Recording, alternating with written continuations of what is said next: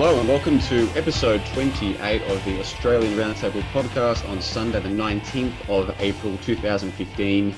I'm your host John LeBon and I'm joined via Google Hangout by Ethan Nash of TOTT News. Thanks for being here. Good to be here, Johnno. And we're also graced with the virtual presence of our resident wise old elder, the silver fox himself, Lindsay. Thanks for joining us. And thank you. It's good to be here. Now, for new listeners, the ARP is a Brisbane-based independent news analysis discussion panel podcast which broadcasts live every Sunday from 3 p.m. or thereabouts Australian Eastern Standard Time. Live listeners can take part in a live chat forum at the YouTube channel during broadcasts, and we've already got plenty of people in there, so hello to all of you.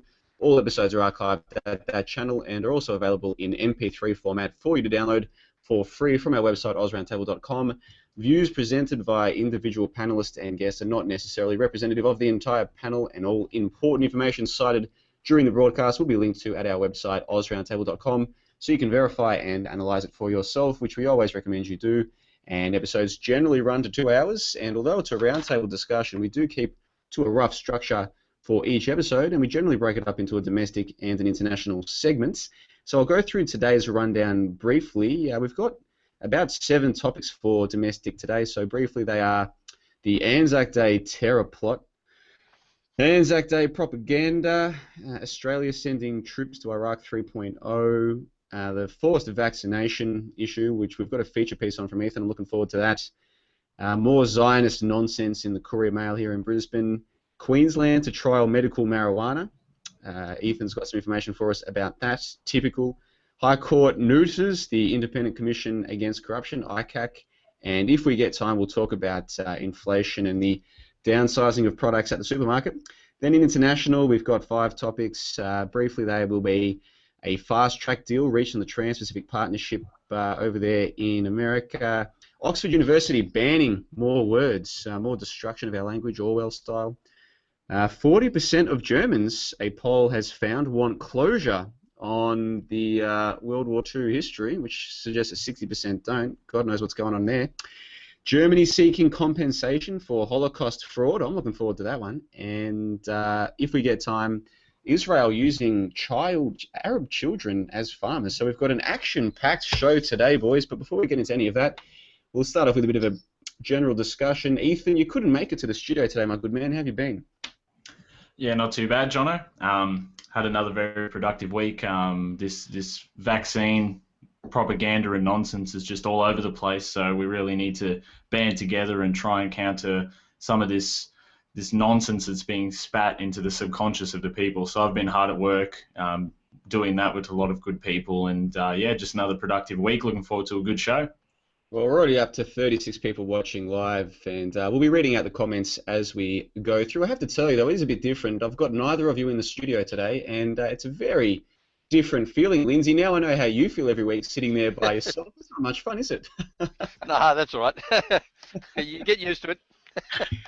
Yeah, you do. Well, I tell you what, we like to start the show off with a bit of a laugh, and I found a story this week that I thought you guys and some of our listeners might like. So let me read this one out. This is from MSN. So, you know, if you go to Hotmail and you log out, then it comes up with, like, all the MSN stories. I logged out of my Hotmail, and what do I read? This is the title of the article. Is this the end of fish and chips? Warming seas could spell the end of British classic. This is from April 15. I'll read out a short part of the article verbatim. Quote, sad news for anyone fond of fish and chips. The traditional British meal is on the way out, thanks to warming sea temperatures. Our current favourite haddock may be replaced by red mullet and John Dory as the North Sea rapidly warms, researchers at the University of Exeter claimed yesterday. The research, published in the Nature Climate Change Journal, shows the North Sea has already warmed 4 times faster than the global average over the past 40 years, and higher temperatures are predicted. Stock of other popular varieties, such as plaice or lemon sole, may also deplete as newer breeds come to replace them. Our models predict cold water species will be squeezed out, with warmer water fish likely to take their place, co-authored Dr. Steve Simpson said. The research, working off long-term data on popular North Sea fish and Met Office climate model predictions for the coming 50 years, predicted the sea will warm by 1.8 degrees. Our study suggests that we will see proportionately less of some of the species we eat, most of as they struggle to cope with warming conditions in the North Sea. Louise Rutherford, a postgraduate researcher in biosciences, who also worked on the study, added, end quote. Now, firstly, that is a terribly written article. Like, just the syntax, just the way they put those sentences together is atrocious. That's the kind of journalists we're churning out. But looking past that, we're going to run out of fish and chips, Lindsay, because of global warming. What say you? Yeah, no, it is a worry, isn't it? I don't know. Where do you start with this rubbish? They must have a competition. Righto, we've got to think of some other way to keep pushing this. They're getting on top of us. We've got to think of something new. So that's what they come up with. I don't know.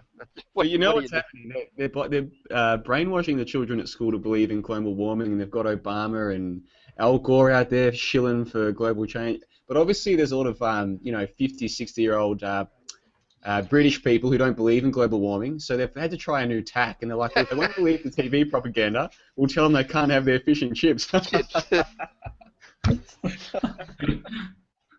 Ethan, help me out here, mate. We've been meaning to do a segment on global warming for about 4 months now. It's never coming. It's never coming. But just quickly for the audience who aren't aware, what's your general feeling, Ethan, about global warming? Well, first of all, it's demographics, Johnny. You've got to appeal to all sections of the audience to brainwash. If it's children in university that are being brainwashed by Obama, children in primary school being brainwashed by their textbooks, or people that enjoy fish and chips, and that, it could cause an outrage if fish and chips go because of what we're doing to the planet, God forbid.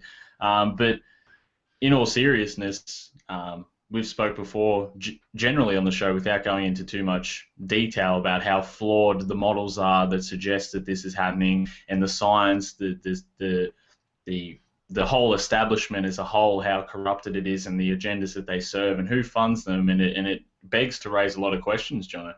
It certainly does, and I tell you what, so people don't have to listen to me drone on and read lots of articles out, we'll break up the order a little bit. Lindsay, do you want to give us this Freddo Frog downsized thing?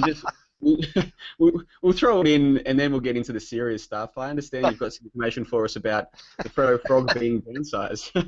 Yeah, I've got. Just give me. Sorry about this. Just give me a second. Yeah, I've kind of put you on the spot there, but the problem is, when I read out these articles, I don't want to bore people with my voice, so we'll break it up right here. Okay. Well, can I just say about the weather? I always get to the point where I think, man, they can't even predict what's happening tomorrow. How are we going to predict in 50 years' time and then extrapolate it so we've got no fish left? Or, You know what they'll tell you, though? They'll say, oh, Lindsay, you're confusing the weather and the climate. The weather we can't predict, but the climate we can predict. And then I say, okay, what were you predicting 40 years ago? Yeah, exactly. Righto. All right, anyway, I'll get off that and I'll go to Freddo Frog. Even when I was a kid, they had Freddo Frogs around. Okay, this was in the Courier Mail on the 17th of April. And the headline said, quote, Freddo Frog cut down to not so fun, smaller size, end of quote. And then in the article itself it said, quote, Cadbury have shaved 20% from the size of the favourite, but the recommended retail price has not dropped, end of quote. They also cut the family block from 220 grams down to 200 grams. That was some time ago. This is not the only item to be reduced in weight and volume as a surreptitious price increase, but it's the first I've seen for a while in the mainstream media. And the thing that comes out of this, like I remember here a while back, every time you went to buy something, whether it be washing powder or cordial or anything, the tins or the packets or the bottles are all getting smaller. But they keep ensuring us at least we haven't got inflation. And I think that's really good news. Keep in mind. Okay, so the reason why, because I went through your agenda, the reason why I like this article, Lindsay, is because, and by the way, Freddo Frogs is just a type of confectionery here in Australia.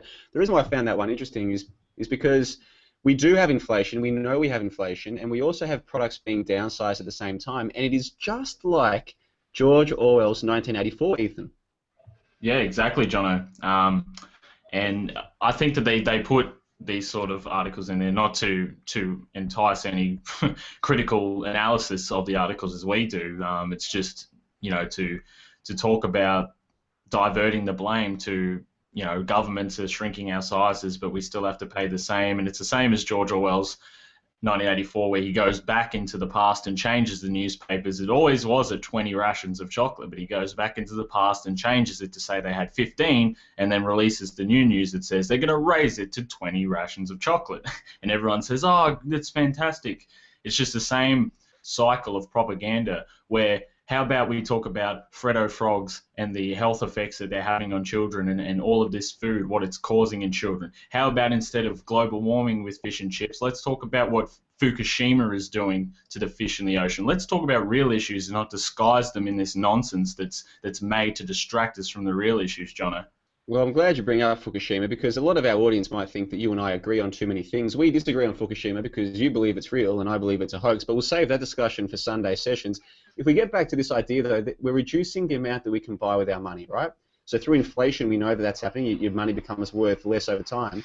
But they're also downsizing the products to make it a little bit more insidious, a little bit harder for people to notice they're getting less for their money. And it's like you said, with Winston Smith going back and changing history, they reduce the rations, but they tell people they're better off, and that's essentially what's happening today. We're being told that we're better off with globalization or whatever, but it flies in the face of actual reality. But people are so distracted and so dumbed down by education and TV now, they can't see what's happening around them. It's a messed up system we've got. But I tell you what, we better move on to the domestic segment proper. And the first topic today is the ANZAC terror plot. Now, we should say for international listeners, ANZAC stands for Australia and New Zealand Army Corps, because back in the World Wars, Australia and New Zealand fought together, apparently. Lindsay, you probably know more about the official history of the World Wars than I do, but basically ANZAC Day is just a memorial for Australia's participation in the major wars. And we had a big incident yesterday, boys, where supposedly more terrorists here in Australia were planning to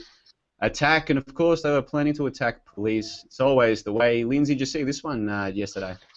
No, I didn't see it yesterday. I had a look this morning in the Sunday Mail, and there was a little article there, and Mum was going off her brain about it, but I didn't bother to read it because I'd already done my agenda. But yeah, I knew it was there, but I thought, oh well, it's just the same old.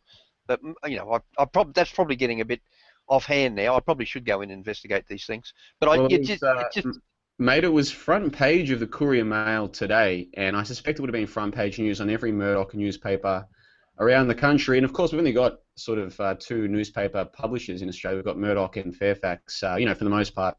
And you can guarantee it would have been front page news on all of them. It's a huge deal, another terrorist attack. Ethan, did you see this one yesterday? Yeah, I did see it, Jono, and I just said, oh, good God, I've had enough of this now. When is it going to end? What are they going to do next? And the one thing that someone said to me while I was discussing it with them was, here they go, they're going to get the ultimate pull of the strings for the heart of Australia, because a lot of people feel very connected to ANZAC Day and honouring people, regardless of what you believe of them on an individual level or the war and whatnot, that gave their life for the perception of what they believed at the time, or what was told to be believed, and that's all well and good. But now that big bad evil terrorists, the same ones that they supposedly fought for to keep us free from them, are threatening to do it. It's going to be the ultimate way to get to the masses by making an emotional connection to the people and their subconscious is a way to extract reaction from them. And I read that now, especially here in Brisbane at ANZAC, the ANZAC Park there, that memorial there, on ANZAC Day, there's going to be a heightened police presence. The police state rather, and the security state are going to be out in force, and it's just another way to put this draconian system in without having any justification for it, Jono. Yes, and what I'm going to do is I'm going to read out a segment from the Herald Sun, which is the Murdoch paper down there in Melbourne, our second largest city. And what's interesting is Greg Williams in the live chat says if it's on the front page, it's a hoax. What was interesting today was the Courier Mail, the top 60 or 70% of the front page was this latest terrorism boogeyman nonsense. The bottom 30 or 40% was medical marijuana legalized. So even when medical marijuana starts to get approval, they make sure they put it on the front page on the same day as a terrorism hoax, just to try and tie it into your mind. Oh, there's sick people. All right, so here's the article. This is from The Age down in Melbourne. That's sending troops to Iraq. Hold on a second. Here we go. This is the Herald Sun. ANZAC Day terror plot. Raids in Melbourne southeast. Allegedly foil plan to kill police. April 19, 2015. So this is from today. I'll just read out a section. It was a massive article. I'll just read out a section of it. Quote, an Islamic State terror plot to kill law enforcement officers with knives and swords in Melbourne on Anzac Day has been thwarted in pre-dawn raids, police allege. The Sunday Herald Sun can reveal ASIO warned the families of some of the 5 teens, all teenagers, arrested in the raids about their dangerous links to an Islamic State recruiter. The family of one suspect said they were last year told to stop their son communicating with the extremist recruiter who groomed Melbourne terrorist Newman Haider. More than 200 officers were involved in 7 simultaneous raids at 3:30 a.m. Yes, 3:30 a.m. nabbing the 5 men accused of plotting to bring terror to the streets of Melbourne during Anzac Day centenary commemorations. It is alleged a plan to attack police and the public with swords and knives was imminent, forcing Victoria Police and Australian Federal Police to act. The 5 men were all associates of Haider, who was shot dead by a police officer after he attacked 2 officers in a stabbing frenzy last September outside Endeavour Hills Police Station. They attended the Al Furqan Islamic Information Centre in Springvale South, where Haider is believed to have been radicalised. The Sunday Herald Sun can reveal police obtained search warrants for the homes of Sevdet Ramadan Bezim, 18, from Hallam, Ethan Oswald Elmo Cruz, 19, from Umameri, and Harun Korsevich, 18, Ishmael Safi, 19, and Miran Azami, 18, all from Narre Warren. A 25-year-old, also named on the warrant, was not arrested, but police said they have the threat fully contained. Bezim yesterday was charged with conspiracy to commit acts done in preparation for or planning terrorist acts. He was remanded in custody and will appear at Melbourne's Magistrates Court on Friday. And it just goes on and on, end quote, and it just goes on and on like that. And once you understand that this is all lies, it actually becomes very comical, Ethan. Yeah, I agree. I haven't seen that article, and just you reading that out, it connected with me, just that level of sensationalism and how they had to fill space in the article talking about Newman Haider and put the connections together, which we all know was a complete bogus event that never happened. And now this, without any justification, the police just want to tell us we've got it all under control, throw some names in there, maybe some photos if they've got them to speak about these are the men, and we'll sweep it under the rug and there'll be more police on the streets. It's just ridiculous. And there's people, I saw on some of these websites like The Age that there's 28,000 people at any given moment on there reading articles. People are reading this and they're soaking it into their heads that this is reality. It's just ridiculous, Johnno. Well, I went to buy myself some refreshments for Sunday sessions this morning. While I was in the bottle, I thought the bloke behind the counter was probably probably mid-20s, I'd say. And I said to him, "Hey mate, what did you think of these latest terrorist attacks?" And he didn't really have much to say. Then I said to him, "You know what I reckon? I think they're all fake. I think it's all completely fake." And he's like, "Yeah, I think the news is exaggerated." I'm like, "No, I'm not saying it's exaggerated. I used to think it was exaggerated. Now I think it's fake. What do you reckon about that?" And would you believe he was actually receptive to hearing about it? He didn't agree with me, obviously, but he didn't think I was as crazy as you'd suspect. I think a lot of people, Ethan, a lot of them do think this stuff does sink in. But for a lot of people, I think they are starting to wonder just how much of this is real, Lindsay. Yeah, it happened to me when I was much, much younger. I think there were 3 separate events, and I can't recall what they were. And I saw the reports in the paper of the numbers that were there, and every one of these was false. You know, they didn't have the numbers that they claimed and what have you. And I remember thinking at the time, that's 3 I've seen, and 3 times they've lied. How many other things on there are also lies? And I think that's what the big awakening for me was, that no, they lie all the time. And I think you've got to go through that yourself before you're convinced. But I'm sure, like, you're never going to convince my mother and people like that because their days past. But I'm sure the more people who can actually come across something themselves, they understand these people are just lying all the time. That's what this is all about. And I think we've discussed this before about the school of journalism. That's what they're told, how to lie. I think that was anyway. It's a big worry to me. Can I just mention one other thing? Last night on the television there was a very brief segment on this, and they were talking about swords again, and it brought back the memory of plastic swords. That I don't know whether this is something. Is it to do with the cutting off of the heads or something they're trying to appeal to, where they keep talking about swords? Well, you know what's funny? Rorschach in the live chat mentioned this. A lot of people don't remember, but those terrorist raids, the police raids last year, were like 700 or 800 police were involved in raids across Sydney and Brisbane. One of the guys who was allegedly, his house was raided and the police were taking away a big sword that looked scary. The sword was fake. Like the mainstream media even admitted, like days or weeks later, oh yeah, that big scary sword that we told you about, it was plastic. Even the mainstream media admits that their news is fake and people still believe them. It's incredible stuff. We do have to move on to the next topic. It is related though. ANZAC Day propaganda in the Courier Mail, Lindsay. Yes, thank you. This was on the 17th of April again in the Courier Mail, and it was like an opinion piece by one of their journalists called Terry Sweetman, and the headline was "Memories of Wars March On." Now, the papers and the television have been making a deal about ANZAC Day, anything to do with ANZAC Day, in the lead up to the 100th anniversary of the first ANZAC Day. So we've come to expect that. Like even Woolworths supermarkets had their fingers smacked over using ANZAC name in advertising, and that was reported on the television during the week in Brisbane. But Terry Sweetman's piece recalls his family's ANZAC Day traditions, and I think he was quite sincere about this. And his memories, as such things changed over the generations. He started off going back to his grandfather and coming through. He concluded with a quote, and I'll read this to you, quote, "But such is our fatal predilection for war, there will always be men and women who serve, who suffer, who die, who are mourned, and will be remembered on ANZAC days to come. A century scored and scarred by war, loss and grief. All so long and yet so short, all so far and yet so near." End of quote.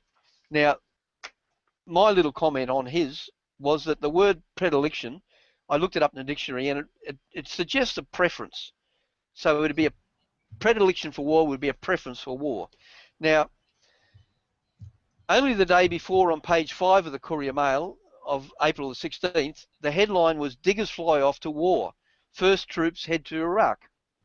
At no time did Terry mention the role of the Rothschilds in involving our troops in the Middle East during World War I to bring about the creation of Israel, as admitted by British politicians. Nor did he mention the Wall Street Jewish push for war against Germany leading up to 1939, or the role of Roosevelt in bringing Japan into the war in the Pacific to allow him to reverse his promise to the people of America not to send troops into the war in Europe. Now, all the machinations which brought us into the war in foreign lands, it's nothing to do with our predilection. It's these people scheming and plotting behind the scenes to force us to go. And just as we've just finished talking about the propaganda and the lies of the mainstream media, that's what they've done all the time. Oh, it's for God, it's for country, it's for empire, all this sort of stuff. And they're getting 16-year-olds wound up into this to go overseas and fight in the ANZAC area. So it irritates me that these fellas, I mean, he must know this. He's not a stupid man. He'd have to be in his 60s, and yet he completely ignores it. So now we have Abbott is sending our troops to Iraq in a continuation of war started by false claims by Howard, Bush, Blair about weapons of mass destruction. And it's still going on. The same sycophants are doing it again and again and again, and it's supposedly on our behalf. But it's really at the behest of Wall Street. We all know this. Okay, so I'd like to say to Terry, no, Terry, this is not our predilection, it's theirs. Get that in your head. Now, to back up some of the stuff I put in here, I've got some links that I'll ask you to put in the webpage when it comes to it, to do with surrender of empire and Iron Curtain over America and, John Robert behind the Balfour Declaration and some of these sort of things. So people can go and check on this if they doubt what I'm saying is true. But I think we need to keep this in the back of our mind all the time. It's not us who want the war. It's being forced on us. I'll throw that back to Ethan because Ethan hasn't had anything to say on that yet. Yeah, thanks, Lindsay. I think you're completely right. And the problem is that's when I see these ANZAC celebrations, it's sort of a mixture of emotions, because sure, you can respect the ideals of the actual soldiers. If we were in a war where the war was legitimate and we were fighting for something that was right, you'd want those soldiers in the war because they are fighting for what they perceive as a homeland, and they're fighting against what they perceive as an enemy. And so you've got to respect the ideologies that they had, the ideology to give up, sacrifice for your country, to sacrifice for your friends and families. But yet once you discover the history behind all of these things and how it's continuing today, just as you mentioned, just as these new troops are heading over there, it really makes you sick when you want to think about this. The propaganda, as we've said on the show, has got to the point where now no one even protests Iraq 3.0, where there was 100,000 people in the streets for the second Iraq war in 2003 protesting against it. There were people saying, we don't want a war in Vietnam. People don't want war. They don't want war. I've never met anyone that thinks that war is a good idea and that war is just anything but a catastrophic thing funded by both sides of the arms of the Rothschilds and some of these influencers that are there. I've never met anyone that doesn't, that advocates for this to happen. Everyone dislikes war, yet they're being brainwashed again and again and again through ANZAC celebrations, through all of this propaganda, this article that you've mentioned, Lindsay. It just seems like it's increasing every single day, and it's going to keep going every year until the people are completely indoctrinated and won't respond to it at all, where they don't even have to mention what's happening. You need to make sure you throw to someone there, Ethan. Hey, Waterboard Me in the live chat, who I think is a new listener, says that there'll be a plastic sword buyback scheme this Anzac Day. Yeah, I like that. Greenpool says 200 heavily armed cops at 3 a.m. for 5 teenagers. And I guess when you see it worded like that, it's amazing, isn't it? We live in a day and age right now where in a supposedly free country, we've got 200, according to the mainstream media anyhow, 200 heavily armed police to go and raid the homes and end up taking away 5 teenagers, only a couple of whom have been charged. We are living in funny times, and Silver Slave 333 says celebrating terrorism, because that's exactly what Anzac Day is. Anyone who doesn't understand World War I doesn't understand what's going on today. 100 years ago it happened, and things have only gotten worse. Lindsay, do you want to expand upon the Rothschild connection and the Balfour Declaration? Because a lot of people are going to hear you say the word Rothschild, and they've been programmed to instantly think, oh, it must be a conspiracy theory, must be false. But the Balfour Declaration is 100% legitimate history, and there's a reason they don't teach us about it. Do you want to give the listeners who might not be familiar with it a basic idea of what the Balfour Declaration was? Yeah. Balfour was and this is where, because I'm getting old, I lose all the details. That's my problem. But Balfour was a member of the British Parliament, and he came up with this declaration that would return parts of the Palestine area to Jewish settlement. Now, it wasn't to be a separate nation. It was to look after the interests of the Palestinians as well. But that just went, it was like the thin edge of the wedge. Once they got their toe in the place, that all went out the door. Now, part of the deal was that if he did that, then the Jews promised to bring America into the war to help the British and others in Europe. That was their deal. Now, I don't want to go on. I'd much rather, and this is my forte, I'll go back through my books, and I can pick out the details, and I can actually quote you stuff from various authors. But when I do it off the top of my head, I don't have the details, which is really sad, and you'll see this when you get a bit older. So I'll leave it at that.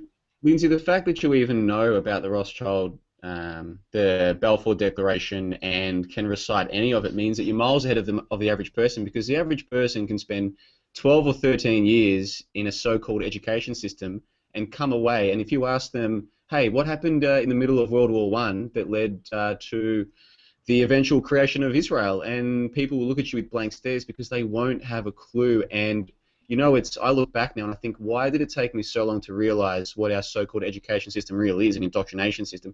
Why did it take me so long to realize that? The moment that I first learned about the Balfour Declaration, I should have realized that school wasn't here to inform me, because if it was, I would have learnt about the Balfour Declaration. And the long story short with this one is, World War I, Germany doesn't start it, okay? The war is declared on them. After 2 years, they're winning the war. So then the Balfour Declaration is where some of the leading Jews of the time, including a Rothschild, went to the British and said, hey, we'll get America into the war. You guys just have to agree to give us the little part of the Ottoman Empire that we want. That little part of the Ottoman Empire, because remember, the Ottomans were one of the enemies in World War I. Most people probably couldn't even tell you that. But yeah, the Ottoman Empire was one of our enemies, one of the British Empire's enemies. The deal was, you carve up the Ottoman Empire and give us this little portion of land known as Palestine, and we'll call it even. So the deal was done between Balfour, a minister of the British Parliament, and like literally one of the Rothschilds signed the deal. Like this is all officially documented stuff.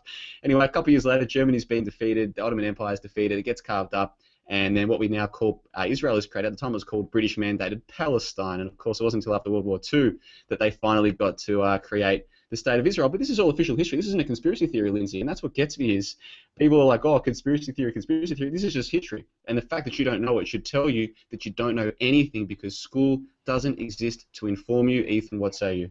I agree, Johnno, and I learned about the Balfour Declaration during school, during my history classes, because someone asked a question of, hang on, we're studying the Arab-Israeli conflict right now. How did a conflict even begin? Why are Israel in the Palestinians' land?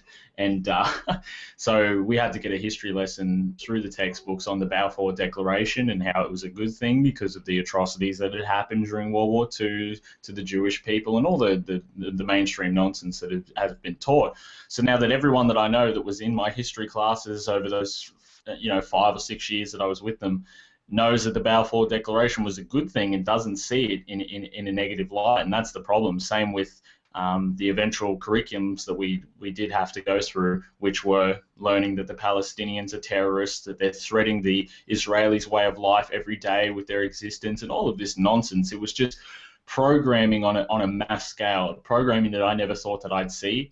And at the time, knowing that this was happening, it was very hard to sit through and try to maneuver myself around that to the point where I didn't, I still could do the same thing that everyone else could do, but not in a way. So it goes back to the tentacles that we spoke about last week. And I think that people, if they really just looked into a normal history textbook, looked at the contents, looked at major events that had happened, and just Googled alternative after that name, there'd probably be one for every single thing there. And that's all people have to do. They tell you the topics that are important. They just don't tell you the truth, Johnno.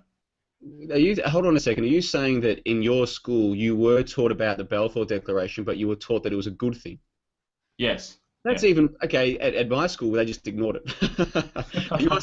You're saying that, like, which is pretty bad. But you're saying they didn't ignore it. They just taught you it was a good. That's even worse. Yeah, and that's what I was saying. It was pretty bad. And knowing at the time that it was a bad thing, and being taught, my teacher was the head of history, the head of department, so he knew. He was the teacher that oversaw everything, and he's a big historian, travels all around the world to these sites, and just completely mainstream minded, never questioned anything. And he taught us, he showed us the scanning of the documents with the Rothschild signatures, everything, showed us it all, and showed us that this was necessary to happen because of the atrocities that happened during World War II to the Jews, and it was just utter ridiculousness. That's incredible. So they didn't. Wow, that's even worse than I thought it was. I'd love to sit down with your history teacher and just have a chat with the guy. Like, not even tell him what I know. Just listen to his thoughts on things. Oh God, and you don't want to do that to yourself, mate. Junelle Mary in the live chat, she says, John, the reason it took you so long was because you were brainwashed. And she's 100% correct. That the school system is a brainwashing system. And I think this is one of the most insidious aspects of it, is that if you do well in school, you have more of a vested interest in terms of your pride or your ego in not accepting that the system's false. Because it's part of, you're like, I was good at school. I did well. I went to university, whatever. And it's like, yeah, you did really well in a nonsense system that was designed to mislead you. You know what I mean? Who wants to admit that? You have to be a relatively humble person to admit that, and these days very few people have the humility to admit that they've been brainwashed. But I was brainwashed, most people I know were brainwashed, and I guess shows like this are all part of trying to deprogram the programming that took place. But we do have to move on, boys, because time is of the essence. And the next topic is actually related, because Australia is sending more troops to Iraq. This is the third topic today. Australia sends troops to Iraq 3.0. Now let me read our little article here. This is from The Age down in Melbourne, April 14, 2015. It's entitled, Australia sends 330 extra troops to Iraq, but Tony Abbott won't rule out future Syria attacks. And I'll just quote a small segment of the article. Quote, first of more than 300 Australian troops will leave for Iraq on Wednesday on a 2-year training mission that Tony Abbott says will not be risk-free. The Prime Minister also pointedly declined to rule out expanding Australian airstrikes into Syria during his Tuesday morning announcement that Cabinet had signed off on deployment, under which about 330 Australian troops will train the Iraqi military at Taji base north of Baghdad. It's not a combat mission, but Iraq is a dangerous place, and I can't tell you that this is risk-free, Mr. Abbott said. The Aussie troops, mostly drawn from the Army's Brisbane-based 7th Brigade, will work alongside about 100 New Zealand soldiers. They'll be fully deployed and operational by the middle of May, Mr. Abbott said. The mission was set for 2 years with a formal review after 12 months. 2 years. Mr. Abbott said any decision on broadening Australian involvement beyond Iraq into neighbouring Syria was yet to be made. We've made no decision along those lines, and we have no plans to extend our campaigns at this stage, Mr. Abbott said. But he added that he was conscious of the decision by Canada, which has deployed a very similar force to that of Australia, to expand its airstrikes into Syria, and said Australian refuelers and radar planes were already helping with other countries' strikes inside Syria. Defence Minister Kevin Andrews said the decision to deploy further Australian troops had not been taken lightly, but it was in the national interest because of the threat of Islamic State posed to the Middle East and to Australia. Let me reread that final stanza. Defence Minister Kevin Andrews said the decision to deploy further Australian troops had not been taken lightly, but was in the national interest because of the threat Islamic State posed to the Middle East and to Australia. End quote. This is from a legitimate news site, Lindsay. Can you believe this stuff? Yes, I can, because I think I saw him on television, and it was an appalling interview. But yeah, well, we keep going over this every week. You're dealing with this. Obviously it's coming from on top, so they've just got to jump like puppets or monkeys or whatever, the monkey grinders monkey, and they just come out with this garbage, and they don't have to see it making sense. If they just keep pushing at the public and the public don't push back, we'll keep going. And that's pretty much what it is. Sometimes I just get so frustrated I want to yell at the television when I hear these people. But anyway, that's another matter. That's probably my problem. But it's just I just do get frustrated by there is no logic in that. How can these people be a threat to us? No, really, it's just anyway. Sorry, I'll give it back to you, Johnno. We've got very slick production techniques, Lindsay. Oh my God! Ethan, help me out here, mate. I don't know what more to add on than what we've just said. When you actually look at the actual logistics and how they could be a threat to us, I don't see how anyone. They don't have an air force. They don't have a navy. What are they going to do? Swim to the shores of Australia? And then they just counter that with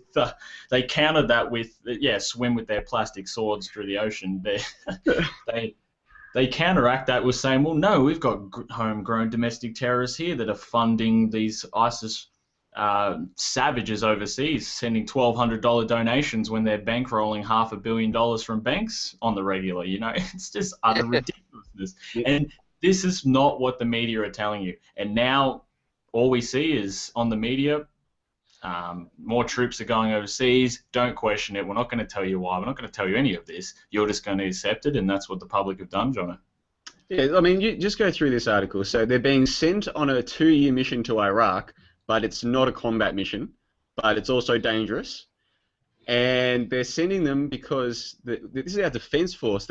Our defense force, how Orwellian is that? We're sending them to protect us because ISIS is a threat to the Middle East and to our national interest. Anyone who reads that and can't see that they're being lied to is a moron. Simple as that. And we've got a lot of topics to get through today, so we might as well move on to topic 4, which is actually, I've been looking forward to this one, Ethan. This is a big change of pace, actually. We'll move on now to vaccinations. And I know you've put together a feature piece for us, so take it away. Yeah, thanks, Johnno. Now, last week on the show, we revealed that the federal government was set to announce that mandatory vaccinations were to be put in effect on a national level here in Australia from as early as next year. This will be through a combined effort of the already passed No Jab, No Play campaign that prevents children in New South Wales and soon Queensland from going to a childcare centre if they haven't been vaccinated, or can present an ever-decreasing form of exemptions to the education system. And this will be combined with the new No Jab, No Pay campaign, threatening to cut welfare payments, particularly family tax benefits, to parents who have not had their children vaccinated. Well, our Prime Minister, Tony Abbott, did formally announce the push for this form of state oppression in a press release. And now, over the past week, debate has been centred all over the country to address whether or not this is an appropriate measure by the government, with most spewing the same repetitive, one-sided murder propaganda that we've just spoken about with every single topic. Now, a new development reported this morning, actually, by numerous media outlets, has revealed that all forms of conscientious objection will be removed, including religious exemptions, in a shock move by the government. It's insanity. This is from, unfortunately, the Daily Telegraph this morning in an article entitled "No Jab, No Pay Reforms. Religious Exemptions for Vaccination Dumped." Quote, "Religious exemptions for childhood vaccinations will be scrapped to toughen Australia's new No Jab, No Pay laws, stripping welfare from parents who refuse to vaccinate their children. Social Services Minister Scott Morrison said he is dumping the last remaining exemption on the books after holding talks with religious leaders." Yeah, right. Just a week after the Sunday Telegraph revealed Mr. Morrison was scrapping exemptions for so-called conscientious objectors, he said that there will also be no registered religious exemptions in the future. The welfare ban for vaccine refusers will cover the childcare rebate, the childcare benefit, and the annual family tax benefit A supplement, and could be worth up to $15,000 for every child, depending on the income. Now, to be completely honest, I'm going to stop reading the article there because it's just absolute garbage, but you get the idea. And as always, I'll leave a link to all articles and information cited at our website, AusRoundtable.com, for you to analyse and use for yourself. Now, I have two major articles in the work for my website, tottnews.com, revolving around what the media isn't telling you about mandatory vaccinations, including establishment hypocrisies, common misunderstandings, and downright ignorance, coupled with the continuously pushed notion for free choice.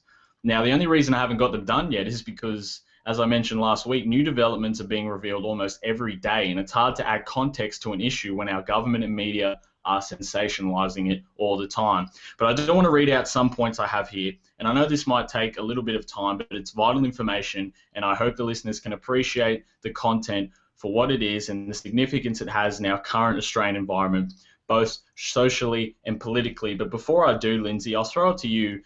Just this notion that now all exemptions are going to be banned if this comes into law, even religious exemptions. What do you think about this? I was looking at Jim Stone's site, you know, the American, and he's been making a big thing about vaccinations for a number of years, and he maintains that the Jews don't get vaccinations. Now, as soon as I heard that there was only one church that they were going to consult about this, I wondered whether that was who they were consulting. And you might find they all said, well, we're not worried about the 15 grand. So then they went ahead and then said, no, there'll be no religious exemptions. I might be wrong, but it just seemed a bit too coincidental.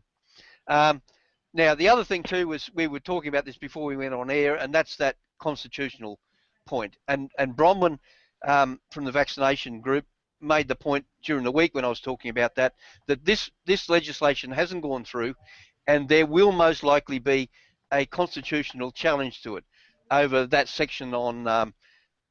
I'll try and see what it says. Yeah, but not so as to authorise any form of civil conscription relating to medical and dental services. So you know, it's not a done deal yet, as far as I know. I'll throw it back to you for the time being, and we'll see what else you've got to say. Yeah, thanks, Lindsay. Yeah, you're right. It's not a done deal yet, and as we said, a lot of debate is happening at the moment. But the problem is that the media have failed to inform the general populace about what the whole story is, whilst continuing to demonise those that are trying to do their job for them. Now, let me just read out a couple of points that the media isn't reporting on that I think everyone should have a right to know as we continue these debates about health. And that is, one, vaccination is not the same as immunisation. Vaccination is a medical procedure. Immunization occurs spontaneously via environmental exposure and or infection. A vaccinated and unvaccinated person can contract or transmit a virus. A vaccinated and unvaccinated person will gain lifelong immunization from an infection contracted environmentally. At the same time, exposure to or presence of a virus does not guarantee infection. The second point is, following on from that herd immunity is a theory with inconsistent results. Communities throughout the world with 100% vaccine uptake have recorded the same disease outbreaks. Viruses are known to become unpredictable and can change, rendering a vaccine ineffective for disease prevention if you look at those statistics. Now, speaking of statistics, Dr. Glenda Lawrence from the National Centre for Immunisation Research and Surveillance in Sydney found that the 3% of parents who were not immunising their children were more highly educated than the general population. Most were basing their decisions on research, as people with tertiary education are trained to do, she said. This contrasts with the widespread view that parents who are against immunisation are more influenced by conspiracy theories than hard science, and that's from the Australian on April 12, 2003. You've got to look at these old articles to see the truth. Now, reports confirm that only 14,000 families of the 39,000 registering objections to vaccinations would be affected by the changes, which equates to 0.6% of children in Australia. So picture this. In a best case scenario, the policy convinced half of them to vaccinate, for argument's sake.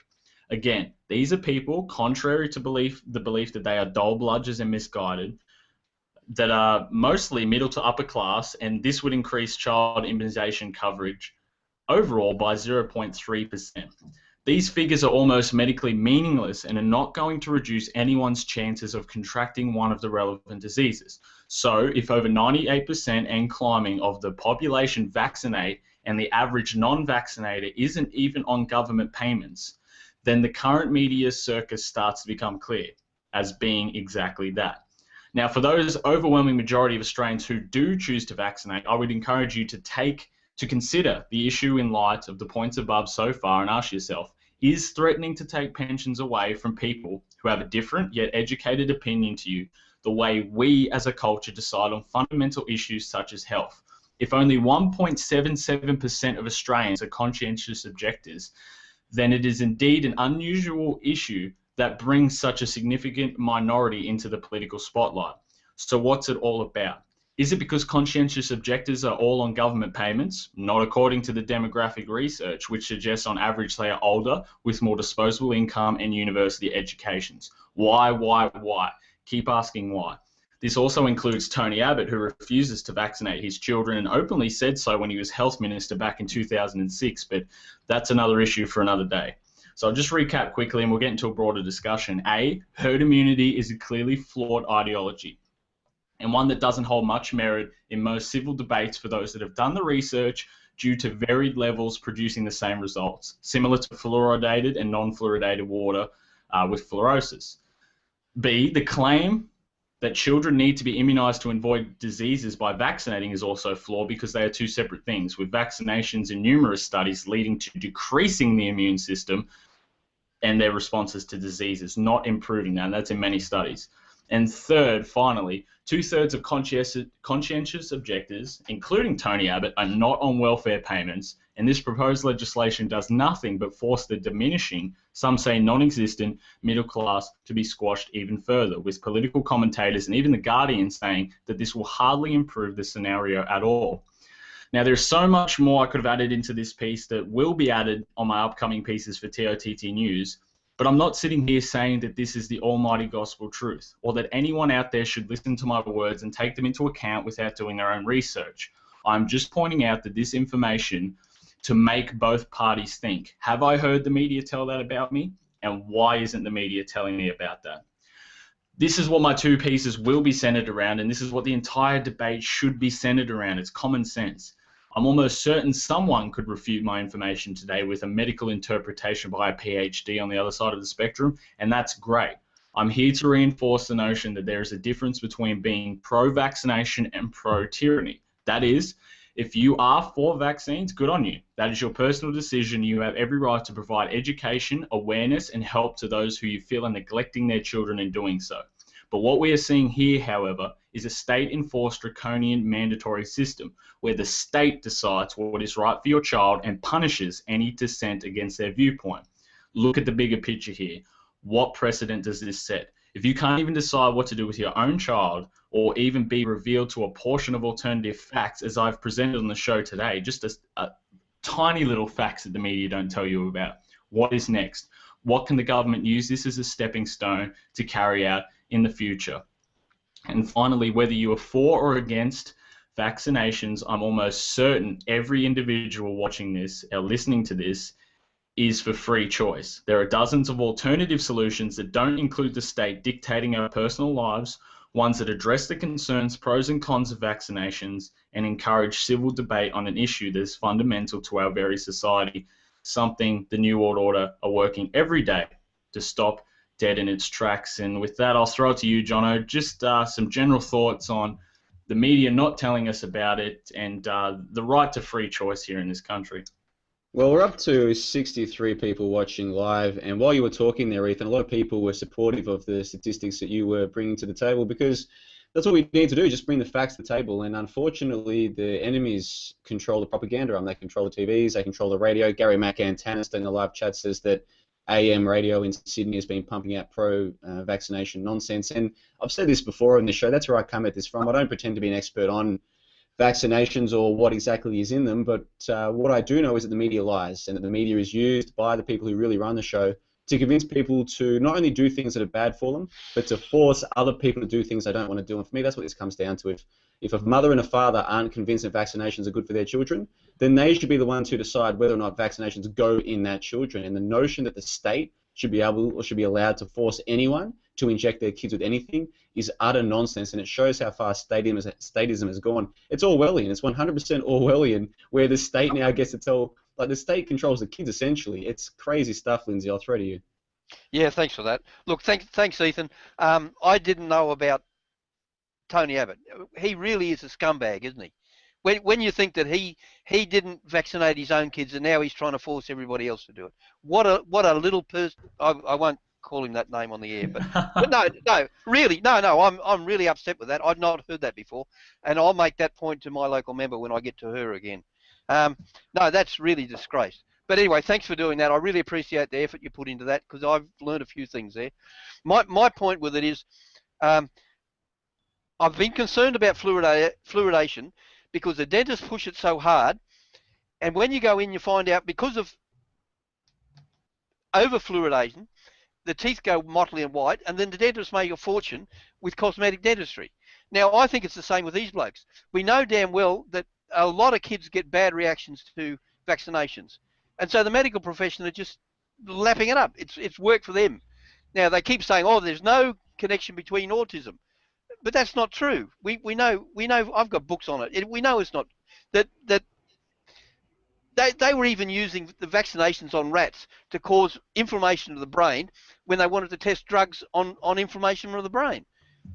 They know what it does. They were doing it.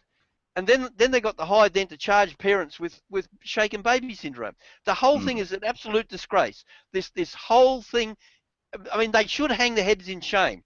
And for that, Tony Abbott's mates to get on television and carry on the way they do, it's really is a disgrace. I'm getting angry about it, but I'll have to calm down. But it just really upsets me. Now, I would like to get a bit more of this. We'll have to do a bit more research into it. I'd like to get this lady Bronwyn on. I think we ought to be really cranking this up, because this is appalling stuff. And we know damn well, I mean, even they're talking about religious exemptions, they're doing away with it. I don't know how many of the people in the religions in Australia realise that there's fetal material in that. They're using fetuses to put cells into the immunisation. Do they know they're doing that? Do the religions know they're doing that? I mean, you just follow that one step forward. That goes into abortion and a whole lot of other things that none of these people are even touching on. You know, and here's Tony Abbott, the great bloody Jesuit or whatever he is. He should be hanging his head in shame over this. Anyway, I'll end it there because I get too carried away about it. No, Lindsay, you have every right to be angry about this, and everyone, if they were given all of the facts by the media And I haven't even, that's what I'm going to save my two pieces because I haven't got them done yet because there's just so much the media is lying to you about. But just today, little things like there's so many people that don't understand that vaccination and immunization are separate things. There's so many people that don't know the actual statistics that, no, we're not all dull bludgers that conscientious objectors.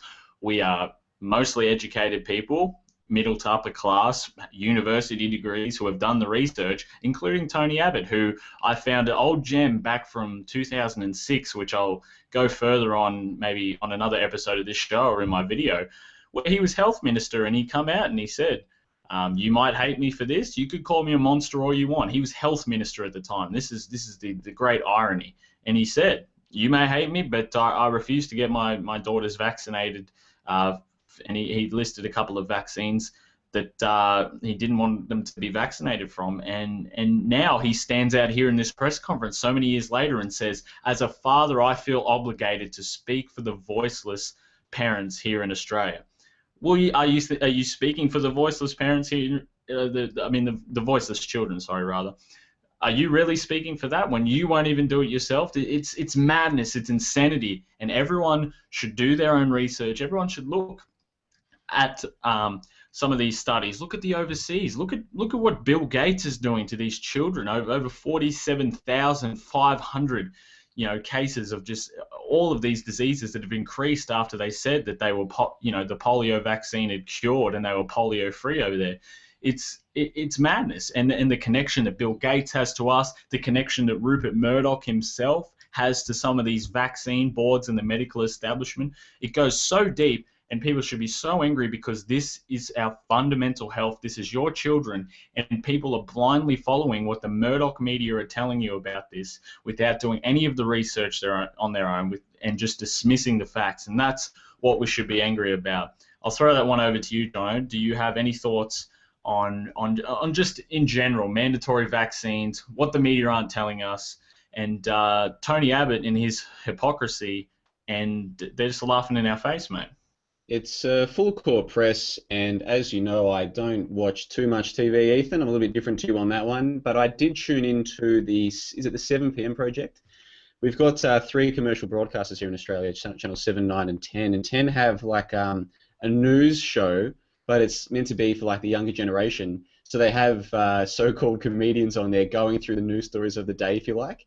And when you understand what you're watching, you realize this is 100% Ministry of Truth propaganda. It's just dressed up in a way that will get younger people to watch it, because younger people don't tend to watch the news. So what can you do to get them to watch? Well, you try and make it funny. They have canned laughter. I mean, they try and pretend they've got a live studio audience, but I'm pretty sure they're just using canned laughter on a news program. It's incredible. So I tuned in on the Monday last week, or the week before, to do with this vaccination stuff, and sure enough, they were on there pushing the pro-vaccination stuff. But one thing that I did find surprising was that they said that, like, even they said maybe we shouldn't take away welfare payments of the anti-vaxxers. They claim the anti-vaxxers are crazy, they have to do that, right? But even they said maybe we shouldn't take away the welfare of the anti-vaxxers because they already feel persecuted. This will just make them feel more persecuted. So even when they were trying to be sort of respectful towards the so-called anti-vaxxers, they were still throwing in the rhetoric that the anti-vaxxers are the crazy ones. Like the people who say, you know what, the government shouldn't be able to force you to put chemicals into your child. Those ones are the crazy ones in this upside down world. It's messed up stuff, and I promise we're going to cover the forced vaccinations more on this show, possibly every week as this issue becomes bigger and bigger, because a lot of our audience want to hear about it, but we don't have enough time to focus on it for the rest of the show. So, Ethan, what I'll do is I'll throw to you to give us your final thoughts, and then we'll move on. Yeah, cheers, Jono. I just wanted to get a final thought in, and it was a quote on April 13th, 2015 by a New Zealand Prime Minister in the New Zealand Herald, who said, New Zealand will not be following Australia's lead because, quote, it would be an unjustifiable breach of the New Zealand Bill of Rights Act, end quote. And I think that sums it all up. It's about human rights. It's about having the choice to refuse state-enforced tyranny, and that's what this whole debate's about. And I think anyone that gets the real facts and discerns what's right from wrong will come to that conclusion. And just one final thought, there's going to be marches all around Australia against this on June 21st, Sunday, June 21st.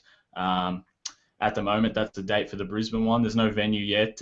Stay tuned to this show on tottnews.com, and we'll inform you about some of these marches around it. There's going to be some in Melbourne and Sydney and Perth, and it's going to be nationwide marches against this called No Jab, No Pay, well, No Way. And I just wanted to leave that final note that we've still got to the start of next year to try and get the word out, Johnno. Yeah, and I understand that our guest from Sunday Sessions last week will be taking a big role in the Brisbane protest, so stay tuned for more information about that. I guess there's been a common theme in this episode so far, boys, to do with the propaganda in the mainstream media, and once you understand that the mainstream media is simply the propaganda arm of the state, once you start seeing it that way, it changes everything. And sure enough, we've got another piece about propaganda here. The fifth topic today, Lindsay, is to do with Zionist propaganda in the Courier Mail. On the 13th of April in the Courier Mail, and it was on page 20 for anybody who wants to find it. The headline was actually drawn into Obama's drama by somebody called Rowan Dean. Now, this Rowan Dean, you may or may not recall, he wrote a piece equating Jews with Aboriginals and their trials in living in remote and hostile environments a month or so ago, and we addressed that. And so here he goes again. Never let a chance go by for a Zionist, and I don't know if he's a Jew or whether he's just another right-wing Zionist. I don't know, but I'll give a quote from the article. James Bond films used to have that classic scene where all the bad guys got together to plot the world's destruction. There'd be a North Korean, a Chinese dictator, a KGB guy, a dodgy South American despot, and a decent smattering of evil-looking turbaned sheiks in dark sunglasses. Yet even Ian Fleming couldn't have imagined just how prescient was his portrayal of those who must have celebrated the day Obama became president. Obama has left a trail of destruction around the world. Back in 2008, Iran was run by a group of mad mullahs who vowed to wipe Israel off the map in the most genocidal Holocaust of all time. I love those words. In the belief that a 12th century imam who lived in the bottom of a well somewhere in the desert would lead them all through the holy flames to paradise, or some such tosh. And that's the end of the quote. Now, he goes on a bit further down the article, and he has another quote. I'll read that and get that over with first. Quote, in order to prevent these lunatics from ever gaining nuclear weapons, the West put in place sanctions and vowed, if necessary, to bomb any nuclear weapon facilities. Then along came Obama. And he goes on, he does a job on Putin for invading Crimea and launching a bloody civil war in the Ukraine, and Assad for using chemical weapons in Syria. And I won't pick all through those claims. I mean, a lot of this stuff we've been over in this show before, and we know it to be untrue. So he's pushing this propaganda all the time. And he finally comes by, I love this one, he finally ends by saying, finally there is Israel, the only true democracy and only true loyal friend the West has in the cesspit of the Middle East. now, I don't know, I got short for words before with Abbott when I get carried away, and I find this does the same to me. Nearly everything, I mean, I don't like Obama at all, but this bloke, nearly everything he said in there is false. And you can sit down and you can say, no, that's not true. We've got this evidence to counter that. But it's just as if he ignores everything that's gone before and just keeps coming out with the same old slogan over and over, all in the one article. It's almost like an article, like a caricature of a Jewish New World Order propaganda piece. It's almost like I tried to do a caricature. I'd write that sort of crap in there. And he's doing it and putting it in the Courier Mail, and it's coming out as if he actually means what he's saying. I don't know what I'm at a loss, and I'll throw it back to you and see what you've got to say, Ethan, because you're the man who's done journalism. Well, first of all, I just wanted to ask: is that my history teacher under an alias writing that? I can't. And you didn't even go through the whole article, and you mentioned he even goes into the Syria, the chemical weapons. Just as you said, Lindsay, if someone was trying to portray the most mainstream rubbish story that there was, all in one in a timeline, and then at the end close off with that little cherry that Israel's the greatest democracy. I can't. He has to know what he's doing. Of course, he has to know what he's doing. He's writing it, and all journalists, people think that they're not intelligent. No, they know what they're doing, because people don't understand the amount of checks that it has to go through. You have to go through several different checks for content checks for it to be approved to be published. It has to go to two people before the editor. It goes to two separate parties that read it for punctuation and error. Then it goes to the editor, who then sends it off to third-party advertisers and community stations to offer if they want to broadcast it, if they want to critique it, because it's, you know what I mean, it could be too controversial for their audience or their masters that own them as well, and then it gets sent through to be published. There's a method that goes through this. The people that are publishing these things have people above them that are saying, yeah, that's exactly what we want. And once you realize that the same people he is speaking about in these articles are the ones that are mainly behind all of it, you can put the connections together easy. And we've done that countless times on the show, but that was just, Lindsay, we've read out some bad pieces here on the show, but that might take the crown. We should have an award show for the worst propaganda article at the end of the year. Johnno, what do you think of that plan? We'll name him after this guy. What's his name, Lindsay? His name's Rowan Dean. We'll call him the Dean. R-O-W-A-N. Yeah, the Dean Award or something like that. Yeah. No, unbelievable. But I think what stirred me up at the time was this stuff he's going on about the mullahs. That was almost identical to the sages that wrote the Talmud. It's almost identical, and he's using that as a caricature of what a pack of ratbags they were. You know, and I thought, man, I can't. Maybe he doesn't know what he's talking about. Maybe he doesn't know the history. I don't know. But it was just so. Or maybe he does know, and he just thinks that the whole lot of us are all stupid, and none of us will know what he's getting at. I don't know. I mean, he's talking about, they're worried about the bombs and whatever. The only one you have to worry about in the Middle East are Israel with their bombs. Anyway, I'm sorry, I can't get carried away. It just, I was, when I first read it, I said, I can't believe this rubbish. Okay, I'll throw it back to you, John. Sorry. What gets me is that more people don't, like more of the sleepers, as I call them, don't put their brain cells together and think, hold on, this ISIS group, supposedly a radical Muslim death cult, why don't they attack Israel? Yeah. Like just apply just the smallest amount of critical thinking here. How come ISIS, who are supposedly very powerful and are supposedly radical Muslims, how come they only seem to be killing other Muslims? Use your brain. And look, the thing with the vaccinations, Ethan, is that I think we're probably going to start to attract a new type of listener who probably aren't into some of the, if you like, the conspiracy stuff that we sometimes touch on, and they'll get into the show because of the vaccination stuff. And hopefully more people will realize, in the exact same way that you're being lied to about vaccinations, and everybody around you is being programmed to believe nonsense about vaccinations, it's the exact same thing with world geopolitics. And that article that Lindsay just read out is a classic example. Ethan, what say you?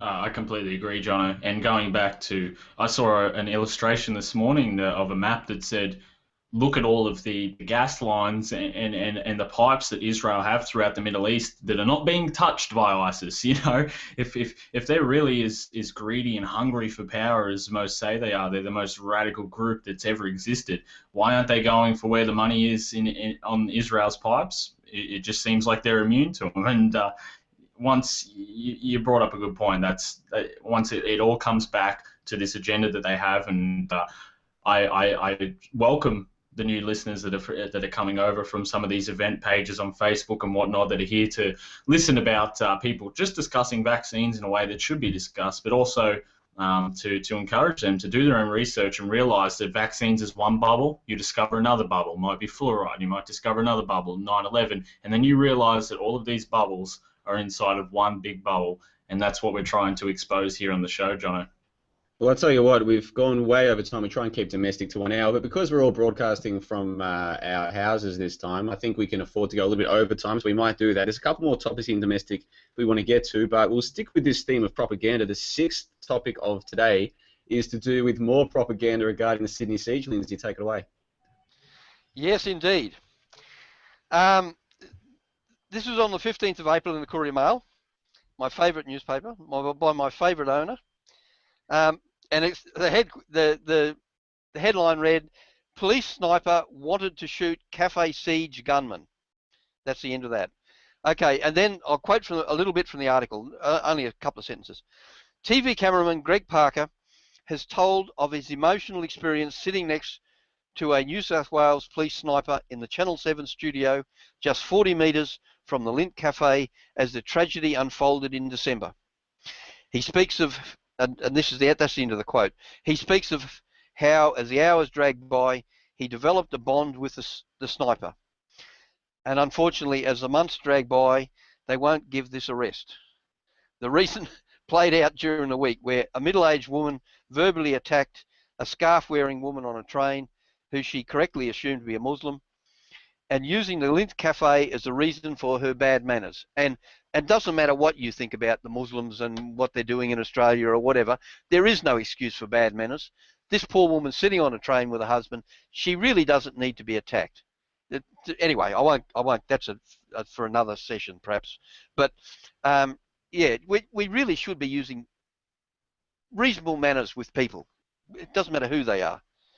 So the psyop and propaganda are working. We know that now, and we can expect more instalments in the days of our lives at the Lindt Cafe as the months roll on. I'm sure they're not going to let this be the last one. It'll keep coming up week after week, month after month. Somebody will be reminiscing about something, and it'll just go on. So I know this is your forte, Johnno, so I'll give this back to you and just see what you've got to say about it. Well, as you guys know, I'm still in the middle of putting together a little documentary on the Sydney siege hoax, because that's what it is. And look, we're probably going to have a lot of new listeners to this episode because of the vaccination stuff. And so this is the first time you've heard of this theory. Don't be scared, but the reality of the Sydney siege is that nobody died, nobody got hurt. The whole thing was a complete hoax. There's no evidence that it was real. In fact, there's no real evidence that the supposed victims ever existed. And yet here we are, 4 months later, and the propaganda is still going on. What they're doing is they're psychologically scarring people and then just prodding at the scar every couple of weeks, every month or so. Once you understand what the media is really doing with these false flag hoaxes, you realize these are sick people, and they're the ones that are trying to hurt you psychologically. They're the ones trying to damage us as a society psychologically. And that's exactly what the Sydney siege psyop was. Psychological trauma through a psychological operation to harm you, the individual, and to harm us as a society. Ethan, what say you? I agree, Johnno. And it's very prevalent, as Lindsay said, that it's having an effect on the public. And here's a story that I like to share. I knew a person recently who was in somewhat of a mentor position to me in a lot of ways. I won't name her, but she was an older Muslim lady who has seen the same way that Lindsay has spoken about the militarization of police and all of these other topics, the downgrading of society and all of these things.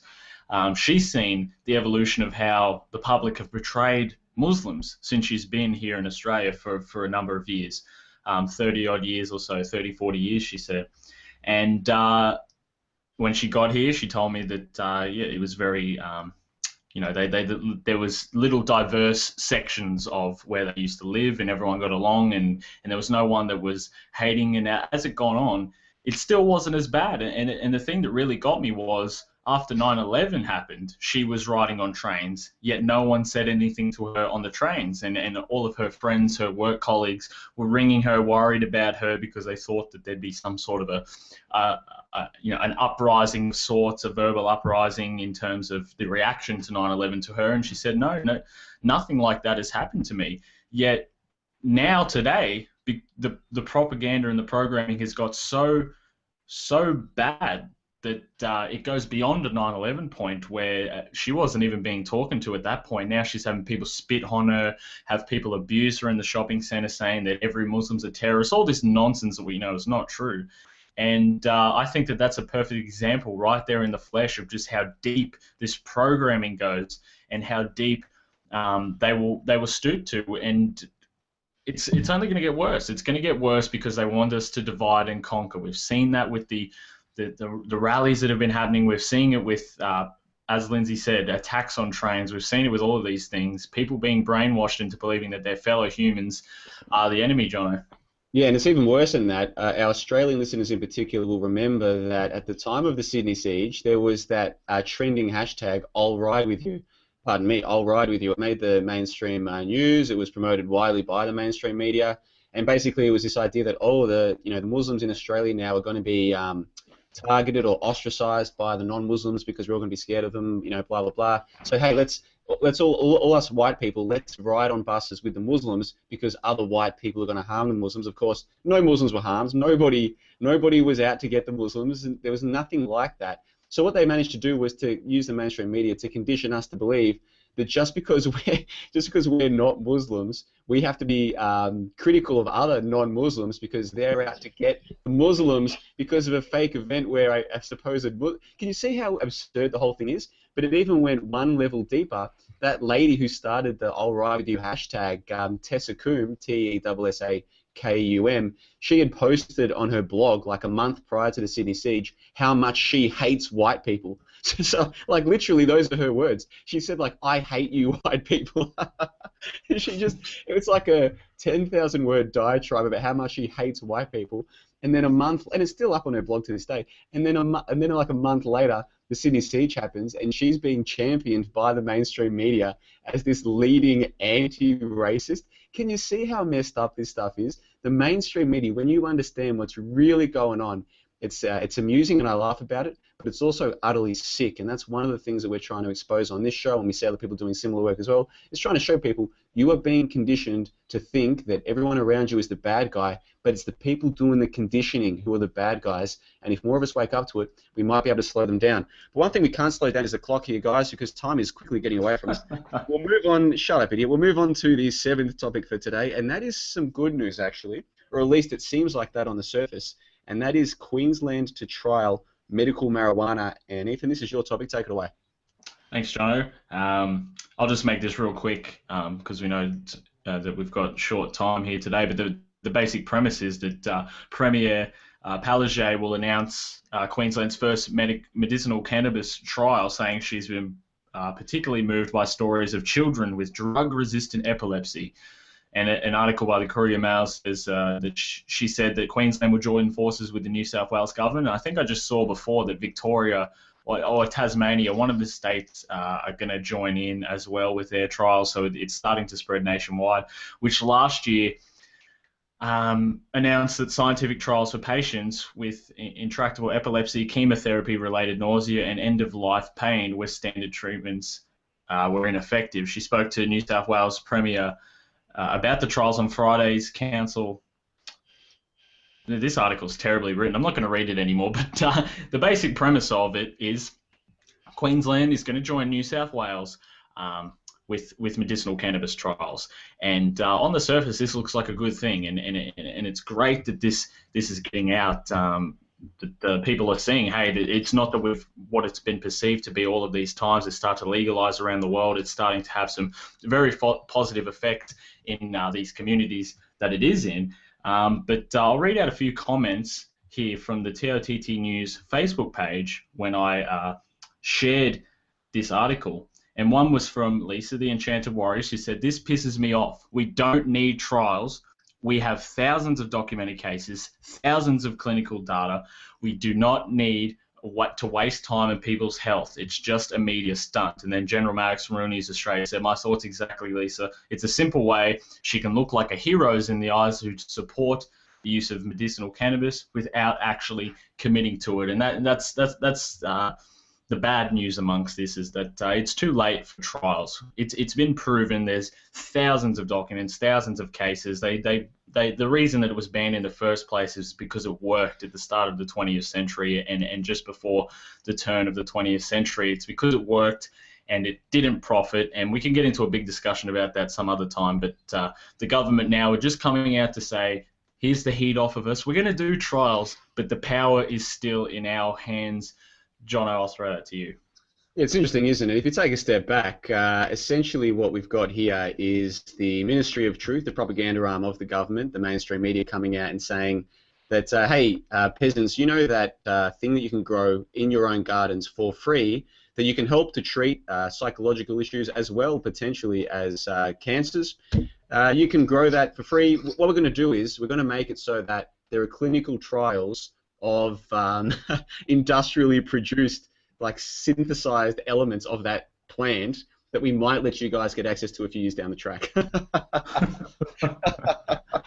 Like, we live in such a messed up system, and the marijuana issue is one thing that I see as being a potentially advantageous one to people like us, because I think a lot of people can see that marijuana shouldn't be illegal. So every time it's demonized in the media, there's just another chink in the armor of the media. More and more people are saying, hold on, the media is lying about this. Now, a lot of people don't then take the next step and realize that the media is lying about just about everything. But at least it gets them a start. Lindsay, what say you? Yeah, I agree with you entirely. The last topic almost blends in with this, the same sort of thing. It's a shock tactic they have. It's exactly this. Your kids are dying of something or other, and we're going to have tests. So it sort of gets your heart up, but you don't actually get the results you want. So then you go into the depression. It's not altogether unlike this Tavistock mob who, after the First World War, they saw the results of shock treatment on troops, being bombed in the trenches and what have you, and they learned out how to manipulate them to get them to do what they wanted once they were in a state of shock. And I think that all this stuff, there are very subtle levels of like the Link Cafe thing is one bad one. Oh, we've got these people are going to cut our heads off or shoot us or blow us up. Then the other one is this medical thing where, we'll tantalise you, that will give you some relief, but it'll never happen. That's what infuriates me, is that these people know what they're doing, and they continue to do it just the same. To me, it's no different to the black cells we've been talking about. Hundreds of people are having, are either dying or having bad results from skin cancers, and they know damn well with black cells that it works all the time. So it's the same thing. You're playing on people's emotions, and you're playing on people's poor conditions, and you know what you're doing. I think that's the thing that upsets me. Well, okay, I'll throw. Lindsay, it's a bit of a double-edged sword doing the kind of research that people like us are now. We've got almost 70 people watching live right now. The kind of research that we like to do, it's a double-edged sword, because on the one hand you realise, wow, I don't have to be afraid of terrorism. I don't have to be afraid of nuclear bombs. I don't have to be afraid. There are lots of things that they want me to be afraid of that I don't have to be afraid of. And so you feel refreshed in that sense. It's liberating. But then on the other hand, you realise, wow, we actually could treat ourselves to all of the problems, and the people who run the show know that, and their conditioning is to not want to be able to treat our own problems with a plant that we can grow in our own gardens. In fact, if I try to do that, and if I try to use those plants to help those around me, they will send men with guns to my house and kidnap me and put me in a prison. And then it starts to dawn on you just what a sick system we're living in, Lindsay.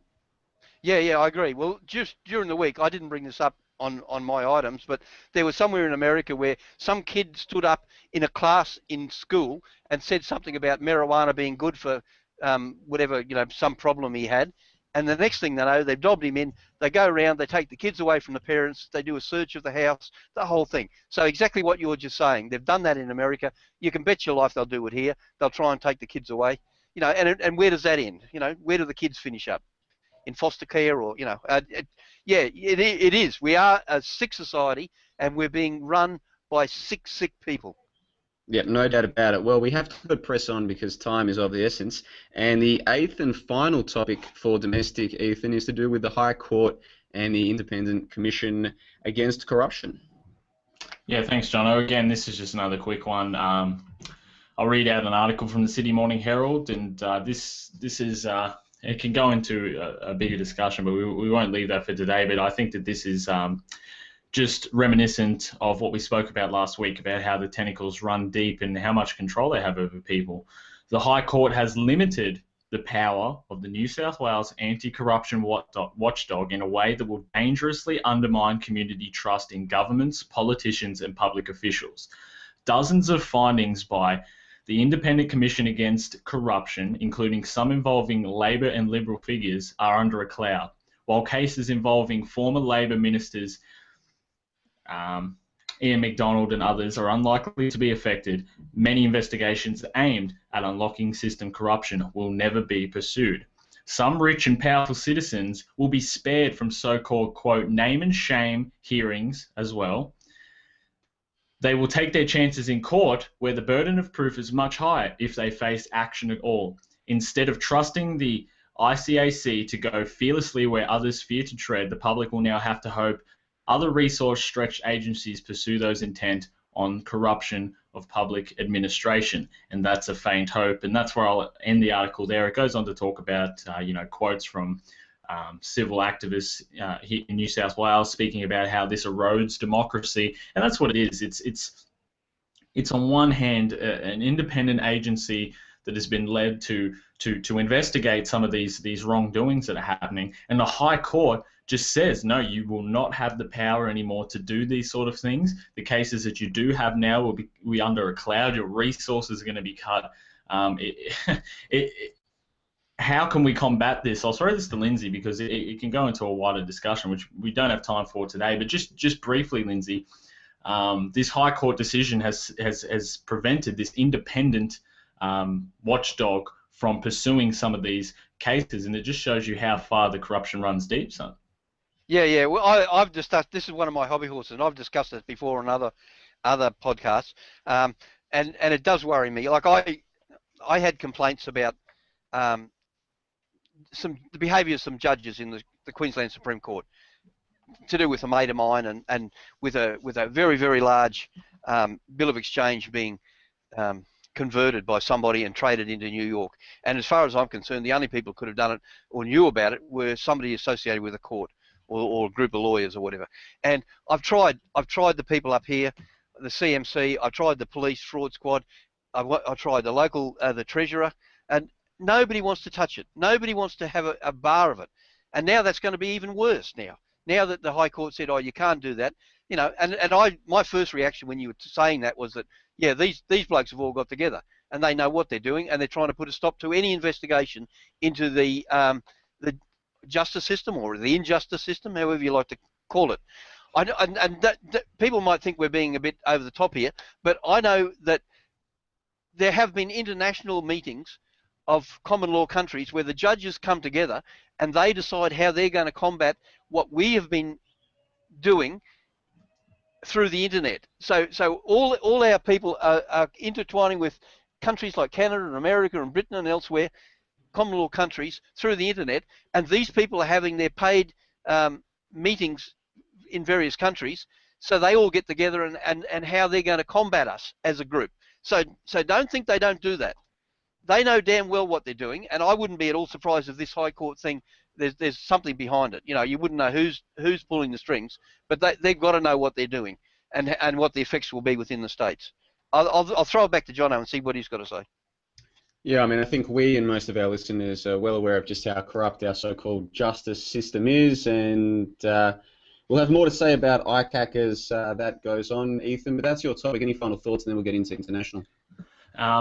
Just to encourage people to do some research, and if there's anyone out there that knows more about this case and actually has the documentation about what has happened in this case, because it's extremely hard to find.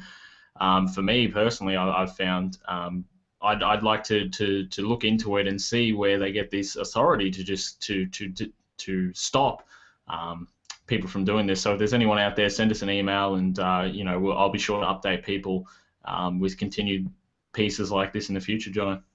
Excellent. Well, that should be the end of the domestic segment for today. We'll get into international. We're running a little bit behind schedule. We'll probably go a little bit over the 2 hours today. The first topic for international is to do with the Trans-Pacific Partnership. Now, back in episode 3, we put together a feature piece on the Trans-Pacific Partnership and then provided an update on it in episode 5. Now, we haven't spent as much time talking about it since then as we would like, but here is an update. Now, this is from the New York Times, April 16, 2015. Deal reached on fast-track authority for Obama on trade accord. So I'll read out a short passage, a relatively short passage from the article, and then we'll get into a discussion. Quote, Key congressional leaders agreed on Thursday on legislation to give President Obama special authority to finish negotiating one of the world's largest trade accords, opening a rare battle that aligns the president with Republicans against a broad coalition of Democrats. In what is sure to be one of the toughest fights of Mr. Obama's last 19 months in office, the Fast Track bill, allowing the White House to pursue its planned Pacific trade deal, also heralds a divisive fight within the Democratic Party, one that could spill into the 2016 presidential campaign. With committee votes planned next week, Liberal senators such as Sherrod Brown of Ohio are demanding to know Hillary Rodham Clinton's position on the bill to give the president so-called Trade Promotion Authority, or TPA. While supporters have promised broad gains for American consumers and the economy, the clearest winners of the TPP agreement would be American agriculture, along with technology and pharmaceutical companies, insurers, and many large manufacturers that say they could also expand United States exports to the 11 other nations in Asia and South America that are involved. President Obama embraced the legislation immediately, proclaiming it would level the playing field, give our workers a fair shot, and for the first time includes strong, fully enforceable protections for workers' rights, the environment, and a free and open internet. Today, he added, we have the opportunity to open even more markets to goods and services backed by three proud words, made in America. The bill would make any final trade agreement open to public comment for 60 days before the president signs it and up to 4 months before Congress votes. If the agreement negotiated by the US Trade Representative fails to meet the objectives laid out by Congress on labor, environment, human rights, etc., a 60-vote majority in the Senate could shut off fast-track trade rules and open the deal to amendment. Business and business lobbying groups lined up behind the bill as fast as liberal groups and unions arrayed in opposition.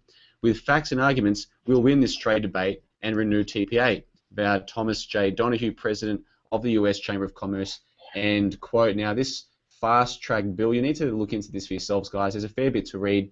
But basically what they're talking about here is making it easier for Obama to sign the deal without explicit congressional support, if that makes sense.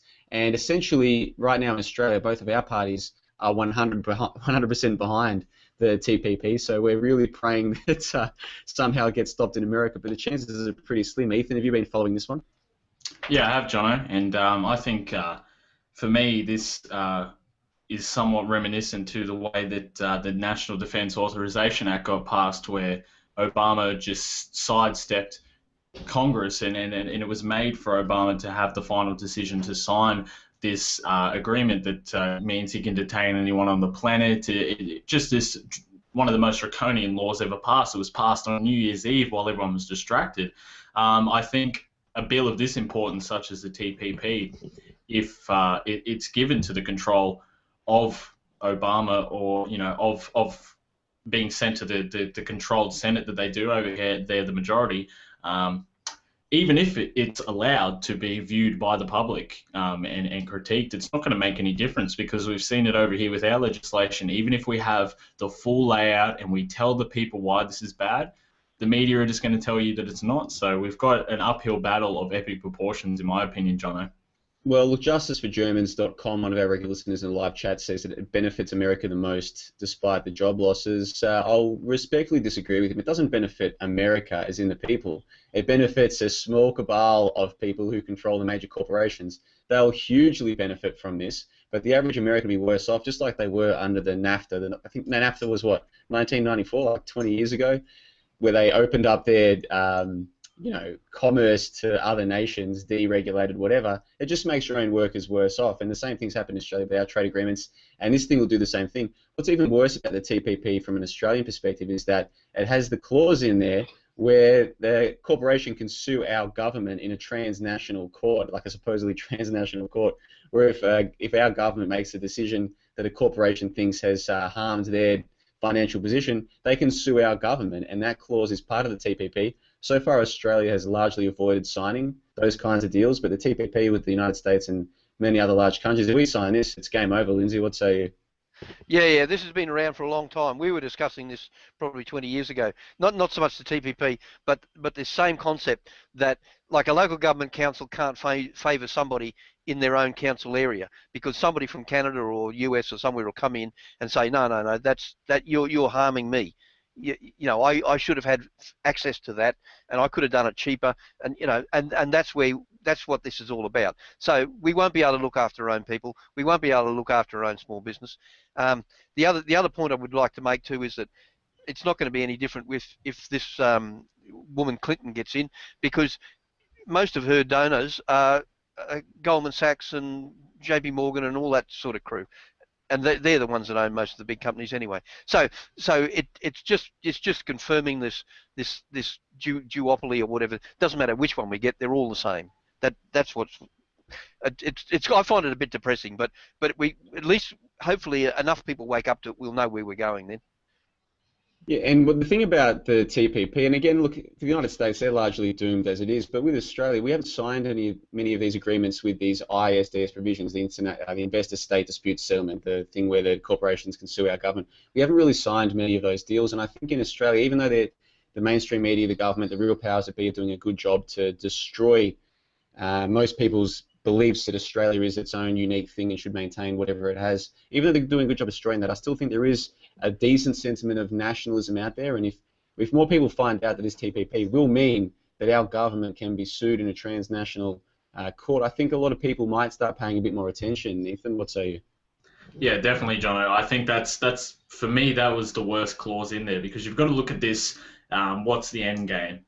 They try to masquerade what it is. They try to masquerade that this is a trade agreement that's going to help, etc., etc. But we know that corporations already control the world. If they have the power to sue governments, not that there's national sovereignty anymore, not there's such things as that. It's just an ideology of national sovereignty because corporations control everything. I think that is a major stepping stone towards a New World Order. It's the same thing they did when they formed the European Union. The same thing they want to do where they want to form the North American Union and all of these things. And it's just stepping stones towards the New World Order, where once these corporate interests and these corporations control the world, there's not going to be anything that we can do to stop it, because they will have all the power in their hands, Jono.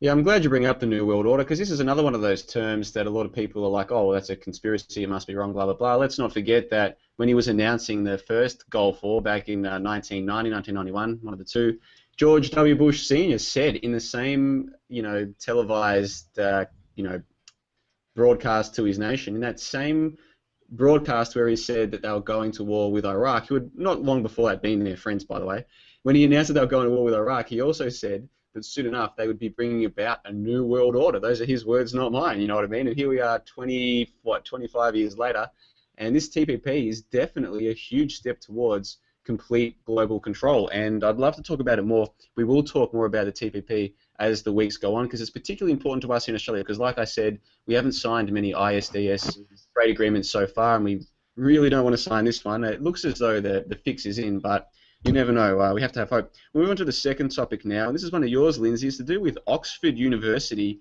banning more words. Take it away. Yeah, thank you. I love this one when I read it. It was in the Courier Mail on the... Sorry, no, I tell you a lie. It was in the British UK Telegraph on the 14th of January. And this is the first I've heard about it, was this week. The headline was, Oxford University Press bans use of pig, sausage, or pig-related words to avoid offending Muslims. And it wasn't just Muslims, but anyway, the Oxford University Press has warned its writers not to mention pigs, sausages, or pork-related words in children's books in an apparent bid to avoid offending Jews and Muslims. So it was a double bunger. Why they put that in the headline, I don't know. The existence of the publisher's guidelines emerged after a radio discussion on free speech in the wake of the Paris attacks. Speaking on Radio 4's Today program, presenter Jim Naughtie, N-A-U-G-H-T-I-E, I think that's how you pronounce it, said, quote, I've got a letter here that was sent out by OUP, Oxford University Press, to an author doing something for young people. Among the things prohibited in the text that was commissioned by the OUP was the following, quote, pigs plus sausages or anything else which could be perceived as pork. Now, if a respectable publisher tied to an academic institution is saying you've got to write a book in which you can't mention pigs because some people might be offended, it's just ludicrous. It is just a joke, end of quote. And I didn't bother putting in a comment on that because I think it's just so self-explanatory. I'll see what you've got to say, Ethan. It looks like we've lost Ethan, but just quickly there, Lindsay, Janelle Mary in the live chat reminded me that that speech I was talking about with George H.W. Bush was actually given on September 11. He gave a speech talking about the New World Order on September 11, 1991. I think he actually mentioned the New World Order in a speech to the UN or something like that, and in his live conference to the world, telling them that they're going to start the war with Iraq. But getting back to your point there, Lindsay, again, this is just like George Orwell, the destruction of language. I mean, there's a part in the book 1984 where one of the guys who works for the Ministry of Truth or whatever they're called, he actually is talking about how happy he is that he's destroying language. And this is exactly part of it. And that's what political correctness is all about. Because we communicate with language and we also think with language. So if you can control the language, you can control the minds. And that's exactly what they're doing, Lindsay. Yeah, and we were talking about, you fellas were saying how you were brainwashed at school, and man, if this isn't brainwashing, straight away our kids are getting books that have already been preset for them before it even got into the schools. You know, where does it end? You know what? Anyway, I am this whole episode. I'm becoming speechless. The things we've been discussing are just so over the top. It's getting worse by the week. No, it's just, where does this end? You know, where do you stop brainwashing our kids? Where do you stop brainwashing the adults? I find it, I don't know how we can strike back. The only thing I can think of is you just say, right, I'm not going to ever buy another Oxford University Press book. And that's about the only thing I can think you can do. And maybe then they'll get the message. But, we shouldn't forget, Lindsay, that Oxford University is where Rhodes Scholars go, like our Prime Minister Tony Abbott. And, of course, the Rhodes Scholarship was set up by a trust started by Cecil Rhodes. And in his will, Cecil Rhodes said explicitly that he was starting the trust up as a way to preserve the dominance of the ruling elite at the time. So people like Tony Abbott go along to Oxford University and they get their Rhodes education. And what exactly they're taught, we don't know, but it's pretty clear that they're affecting an agenda right here. Ethan, have we got your back yet, mate? Yeah, Jono, sorry about that. I think you raised a good point speaking about how we think in language, and if you can control the language, you can control the mind. And I think that's very powerful when you actually look at it in the context that we have, because our language is being destroyed, and so many terminologies have been put up to form a glass ceiling that we can't get through. Conspiracy theorists, anti-Semite, hater, all these sort of terms of our language, and the things that we can't say within our language. Is once you step back at it and look at this, it's a fundamental level. It's communication. It's our very nature of communication that we have, and we are restricted in communicating in some ways because of laws that aren't even legitimate that they've put in place. And if you refuse that, there's going to be you financially you're going to have to take them on, or all of these things. It's going to happen, and this is just another way. Next, generations from now, I think they ultimately have a vision where they want to enforce a society of newspeak, and it's going to be completely reinventing the language that we speak today. It could be a forgotten language, Jono. Well, this is exactly what political correctness is. It's saying you can't say that. You can't say that. You're not allowed to say that. And of course, the idea is you're not allowed to think that. You're not allowed to think that. It's thought crime. And now we've got Oxford University banning words. You have to understand that in Australia, at many universities, certainly ones that I've had things to do with, they train the kids to use gender-neutral language. Okay, think about that. Gender-neutral language. You're actually trained to do that because you don't want to be what's that term? Male-centric. There's some stupid word for it. Patriarchal, whatever it is, right? They actually train young people coming to universities to write in a certain way that is gender neutral. Like the thought training begins from day one of university. Of course, it starts in high school as well, but once you get to where you're supposed, you go to university thinking you're going there to learn and to expand your mind, it does the exact opposite. And that's what political correctness is all about, controlling our thoughts, just like George Orwell's 1984. Lindsay, your topic, I'll give you the final word. Okay. Well, can I slip my little piece in about political correctness here? Go for it. Okay. During the week I got an email and somebody gave the definition of political correctness, and just see whether that fits in with what this Oxford University Press article has just said. They say political correctness is a doctrine recently fostered by a delusional, illogical minority and promoted by a sick mainstream media which holds forth the proposition that it is entirely possible to pick up a piece of shit by the clean end. And I thought that pretty much says it all, doesn't it, really? That's what it is. And let me tell you this, I have a few acquaintances who I probably see less of now than I did before I started becoming aware of a few things, and they will sit there and 100% support this system that we're seeing right now of what they call progress, where it's progress. We're progressing towards a time when you're not allowed to think a certain way, and when you're in the middle of it, you kind of feel that it's wrong. Like when you're at university, you can kind of feel like something's not right, but you can't put your finger on it.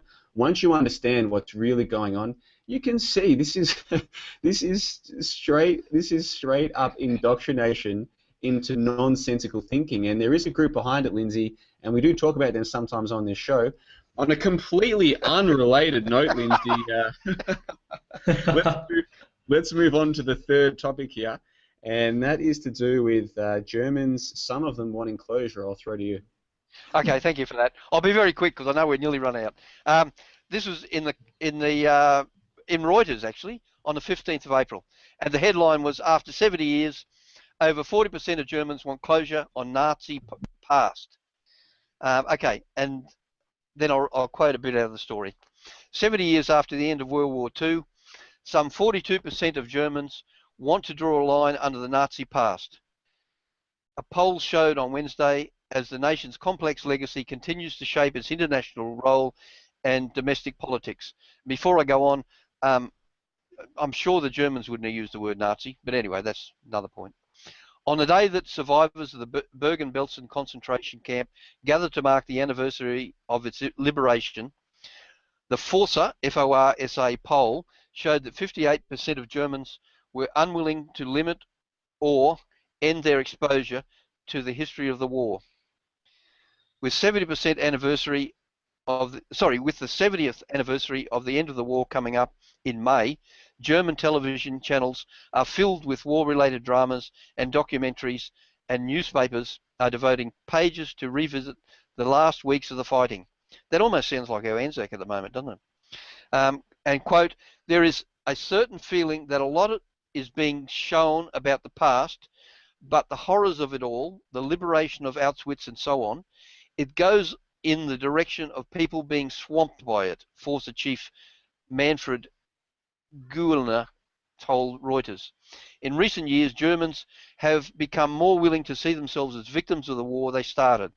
This has coincided with the desire by some lawmakers to play a more active role globally to more closely watch Germany's economic might.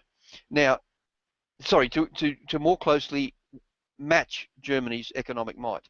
Now, can I just refer back that in there it stated that, you know, the war that they started, and I don't think that was the case at all. I think we've discussed this in the past, how war was declared on Germany by the Jews way before that. So once again, that you read an article like this and it's got these little snippets in there that you take for granted that might necessarily be true. It's almost like that Dean article with, you know, about the that I read out before. They say certain things that are just not necessarily true at all, like the Assad with the chemical weapons. Okay, I'll throw that back to you, Ethan. Yeah, Lindsay. I think I look at this from a different perspective. I wouldn't want closure on it if my country was infiltrated by forces and led us to war. I wouldn't want to forget about it either. If knowledge about what really happened was being passed down, I wouldn't want to forget about it either. But you know, I'm a bit optimistic with that. I know that's not really the case, and I think that this, finishing the show off with this, where we spoke about manipulation and whatnot, I think that obviously World War II is the biggest example of that. I think it's tough to speak about it, obviously, because it ties straight into the manipulation of words, demonization, what we can and can't say, and it's complete rubbish. And I think once you step back and look at what really happened, of course there'd still be some conflicting thoughts between Germans today about closure or non-closure, especially once you said, Lindsay, that they're still forcing the last weeks of the war down their throats, similar to what they're doing to the ANZAC. So I'll throw that to you, Johnno.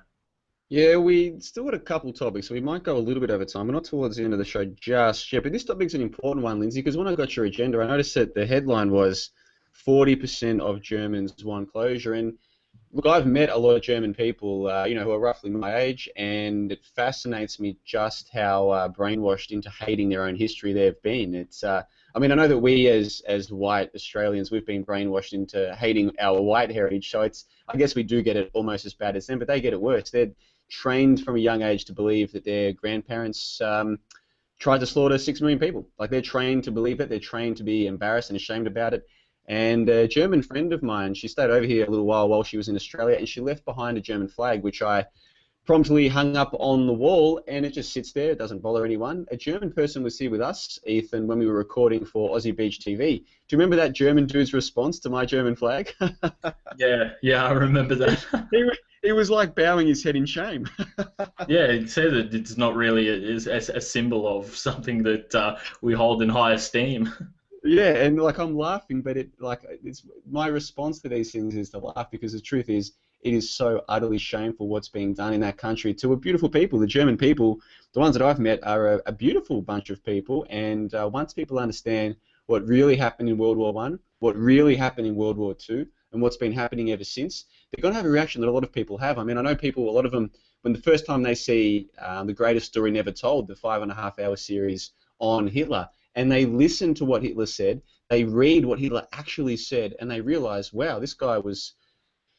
Well, he wasn't what we've been taught he was by the mainstream media. In fact, it seems he was very different indeed. I know a lot of people, in fact, if you read the comments on the website, you see in forums where people discuss Hitler, the greatest story ever told, people say things like, when I first saw this, I was, by the end, I was in tears. Like, it's so, for those of you who haven't seen Hitler, the greatest story never told, you have to go and check it out. I know it's 5.5 hours, but I put to you that if you watch even the first hour, you'll want to watch the rest in one sitting, because it's truly incredible. And the poor German people are being brainwashed into hating their heritage when it shouldn't be like that at all. And I'll leave that there for now. We better move on to the fourth topic, but it's related, and this is to do with Germany seeking compensation for Holocaust fraud. Now, let me read this one out. This is from the Jewish Daily Forward, a Jewish newspaper. I think it's published in New York, where obviously there's a large Jewish population. It's from April 17, 2015, a couple of days ago. It's entitled, Germany Seeks Compensation for $57 million Holocaust Fraud. And I'll read out a section of the article. Quote, ever since the world's leading Holocaust charity discovered a massive insider fraud in 2009, its leaders have insisted that German taxpayers, rather than needy Holocaust survivors, had to foot the bill. But a letter obtained by the Forward suggests that politicians within the German parliament want the Conference on Jewish Material Claims Against Germany to compensate for the $57 million that was lost.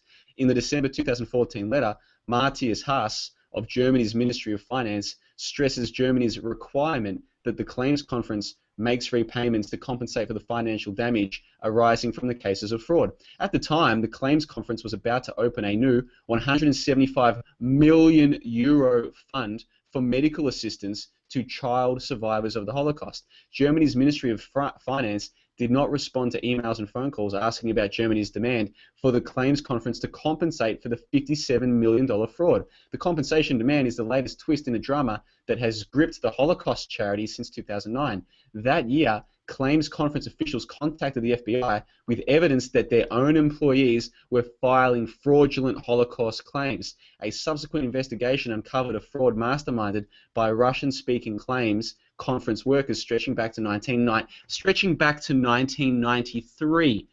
This was discovered in 2009. 16 years.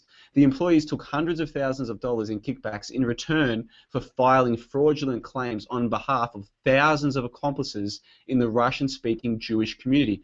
Ultimately, 31 people, including 10 former Claims Conference employees, pled guilty to or were convicted of the fraud. In 2013, as the fraud's ringleader, Simon Domnitzer, was being sentenced to 8 years in prison, the Forward revealed that Claims Conference officials were warned of their employees' fraudulent behavior as far back as 2001. Several key officials, including the charity's current chairman, Julius Berman, were involved in investigations into the fraud allegations, but they failed to put a stop to it. Berman told the Jewish Telegraphic Agency in 2013 that no Holocaust survivors were injured by the $57 million fraud because the cost was borne entirely by Germany. End quote. So let me just give you a recap there. There's a German Holocaust fund. Turns out they were completely riddled with fraud. They were making thousands of fraudulent claims to the tune of millions of dollars. This was money coming straight from the German taxpayer, by the way. To this day, the swindle went back to at least 1993. The current chairman was involved in the investigation but did nothing to stop it. They were warned as far back as 2001, and yet this article, which is a Jewish article, and again, this is from a Jewish newspaper, so these aren't my words, these are theirs. Look at their lead sentence. Ever since the world's leading Holocaust charity discovered a massive insider fraud in 2009, its leaders have insisted that German taxpayers, rather than needy Holocaust survivors, had to foot the bill. So what they're saying is Germany shouldn't be recompensed that $57 million even though it was a fraud, because if you do that, you're taking the money away from needy Holocaust survivors, even though they've exposed the fact they didn't exist, they were a fraud. Lindsay, what say you? Yeah, it's this. Well, we talk about double speak and what have you. That and it's not just that. It's this. They're not really humans. They're animals. I mean, we can do whatever we like to them as long as we don't get caught. That's the basic Talmudic idea. You can do whatever you like as long as you don't get caught and cause us an embarrassment. Now, I understand what the points of that article about going back to 1992, but my brain was running and thinking, how much must they have gotten since the Second World War? Supposedly legitimately. I mean, I have great doubts about that as well. But even if these claimants were legitimate, how much have they got that's funneled money from the German people through to Israel? It's just unbelievable stuff. And yet they've got the hide then to talk about, what's his name, our mate, talking about how they're their only democratic country and their own friends. With friends like those, you don't need enemies. That's for bloody certain. Anyway, I get angry about this whole thing. Also, Lindsay, you have to consider, I mean, not only is this just an incredible story, you also have to consider the fact that no one in Australia knows about this. If Justin Bieber gets arrested driving in Miami or whatever, that makes our news. But so-called Holocaust survivors being exposed as complete frauds, defrauding Germany of millions of dollars, no one in Australia knows about that. Ethan, why might that be? Yeah, Johnno, why might that be? I think we've spoke about that for at least the last 16 or so weeks. We've spoke about the trails behind it, but that's just an unbelievable story. That's the first that I've heard of that, and I was really sitting here shaking my head. And we just said in the last segment about how the German people have been exploited, not just financially and on a suppressive level, but also mentally in their perceptions of who they are and their history. It's just another example of how they're continuously being exploited like this, and it's just going to continue on. I'm really lost for words after hearing you say that, Johnno. Yeah, it's incredible stuff, and we should point out, as we usually do, that on AusRoundtable.com we'll provide links to all of the articles that we read out, so you can check it for yourself. And if you're sitting there going, what, it can't possibly be the case that in 2009 the world's leading Holocaust charity discovered massive insider fraud and millions of dollars had been essentially stolen for fake Holocaust survivors. If you're sitting there thinking that can't be true, well, check AusRoundtable.com, check episode 28, and check the link, read it for yourself. It is incredible stuff. And if this is all new, I mean, Lindsay and I and Ethan, even if Ethan hadn't heard this article before, I'm sure it won't really surprise you, Ethan, given what you know about the official Holocaust narrative. But if this is new to you, if you're listening to this and thinking, how can this be the case? You've got a lot of research to do, and I think one place that's a good place to start is Spielberg's Hoax, Last Days of the Big Lie. It's about 2 hours. It's a documentary made a couple of years ago, an independent documentary, where basically the producer of the documentary exposes 100% that Spielberg is a complete liar. His films about the Holocaust are complete lies, and once you start to understand that, you might begin to question what you really know about World War II history. And for the time being, I'll leave it there because time is of the essence. I do just want to go to one more article for the international segment, if you don't mind there, Ethan, and that is Israelis using Arab children on farms. Lindsay, take it away. Yeah, thanks for that. The headline, it was on the 14th of April in the Courier Mail on page 18, and the headline was "Farmers Use Kid Workers." and I'll quote the article now. Jerusalem, an international human rights group, has accused Jewish settlements in the West Bank of using Palestinian child labour in farming, calling it a violation of international law. And then I put my comment beside that with saying, well, when has that ever stopped them before? How many UN resolutions have they ignored? Anyway, I'll carry on with a quote. Human Rights Watch said settlement farms, mostly on the Jordan Valley, employed children as young as 11, paid them low wages, and subjected them to dangerous conditions. So what is new? Jewish propaganda always quotes the Bible about making the deserts bloom. And I'm sure they do, as long as they don't have to do any of the work. And then I finish off with a sarcastic comment about, manual labour is to them the name of one of their Spanish servants. Okay, I'll throw it back to you, Ethan. We know that there's just been atrocities happening in that region for so long, and it's just as low key says in his song about Palestine. He says Israel is a terrorist state. They're terrorists that terrorized. Listen to the television, they're telling lies. How many more resolutions have to be violated and children be annihilated? And that's reigns true for here. And it's just, it pisses me off so much how whenever there's a conflict, a so-called conflict between the Palestinians and the Israelis, they're treated as the bad guys. They're treated as these terrorists that are attacking Israel and the safety of Israel. Yet, once people look into it, you can see, and as much as most of our listeners have, it's probably just us repeating it to them, but just the violations that happen every day, and this just isn't a surprise to me, Lindsay. I'll throw it to you, Jono. Yeah, and look, I could sit and talk about this topic for quite some time. It's interesting, this episode has really followed an unintended narrative. I mean, we go back to talking about the ANZACs right at the start, the Balfour Declaration, how we now call Israel was created in the first place, and here we are now talking about how the Arabs are just being abused once again by the Jewish Israelis, and yet on Anzac Day we'll be told that we're the good guys, and the Germans are told that they were the bad guys. It's a sick, demented world that we live in, and just for making the comments that we've made, we could probably go to prison in a lot of countries, possibly including our own. But we do have to wrap the show up, guys, so we might as well go around for our final thoughts, and I'll start with you, Lindsay. Final thoughts for episode 28 of the ARP. Okay, I thought it was a good show. I've learned a fair bit, and I really appreciate what Ethan did with vaccinations. That's been an eye-opener for me, and I think for me, it'll be for a lot of our listeners as well. What a grubby little cockroach Abbott was. That's the first thing. But no, in general, I think it's been a good show. I remember Ethan saying he learned a few things. So I think it's been great, and I hope the people who listened to it got something out of it as well, because really that's what we're here for. I'll throw it back to you now.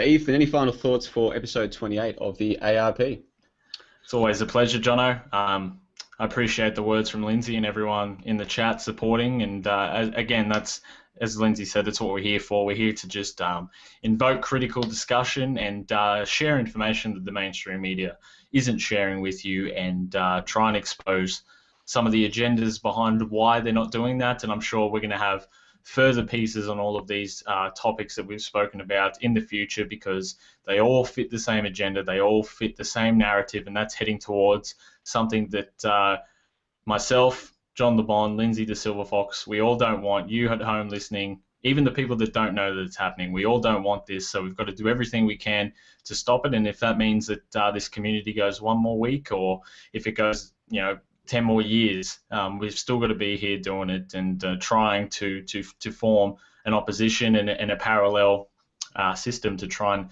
defeat this. One last thing, just be on the lookout throughout the week on tottnews.com, my website, for those vaccination pieces. The first one will certainly be out, hopefully an article and a video that I'll be filming, just going through some of the things I spoke about today, about Abbott's hypocrisy, about what the media is not telling you. And for the vaccine campaigners here, I really want to make it a video that you can share with people that aren't on board yet, just to incite discussion and incite critical thought amongst people about why the media aren't telling them about it. So stay tuned for that, and look forward to next week, Jono.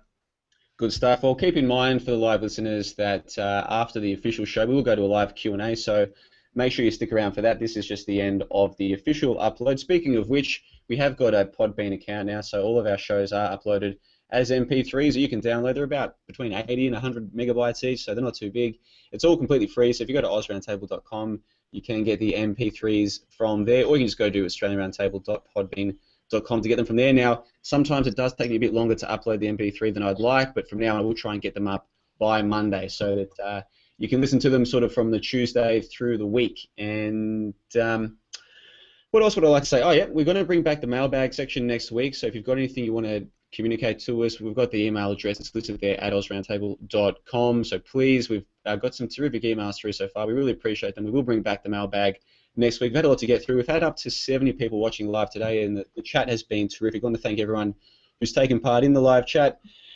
I haven't really got too much else to say. Oh, one more thing too. The John LeBon channel, I'll give my channel a bit of a plug here. If you go to John LeBon on YouTube, I've uploaded a few videos recently, and one of them in particular, if you're ready to take the red pill, I think you'll love it. It's a 3-hour video that I put together from a podcast that I was on a few weeks ago, and only if you would take the red pill if presented with it, because I tell you what, it's a mind-opening discussion, so check that out on John LeBon. There's a shameless plug for you, Ethan. I've waited 28 weeks, mate.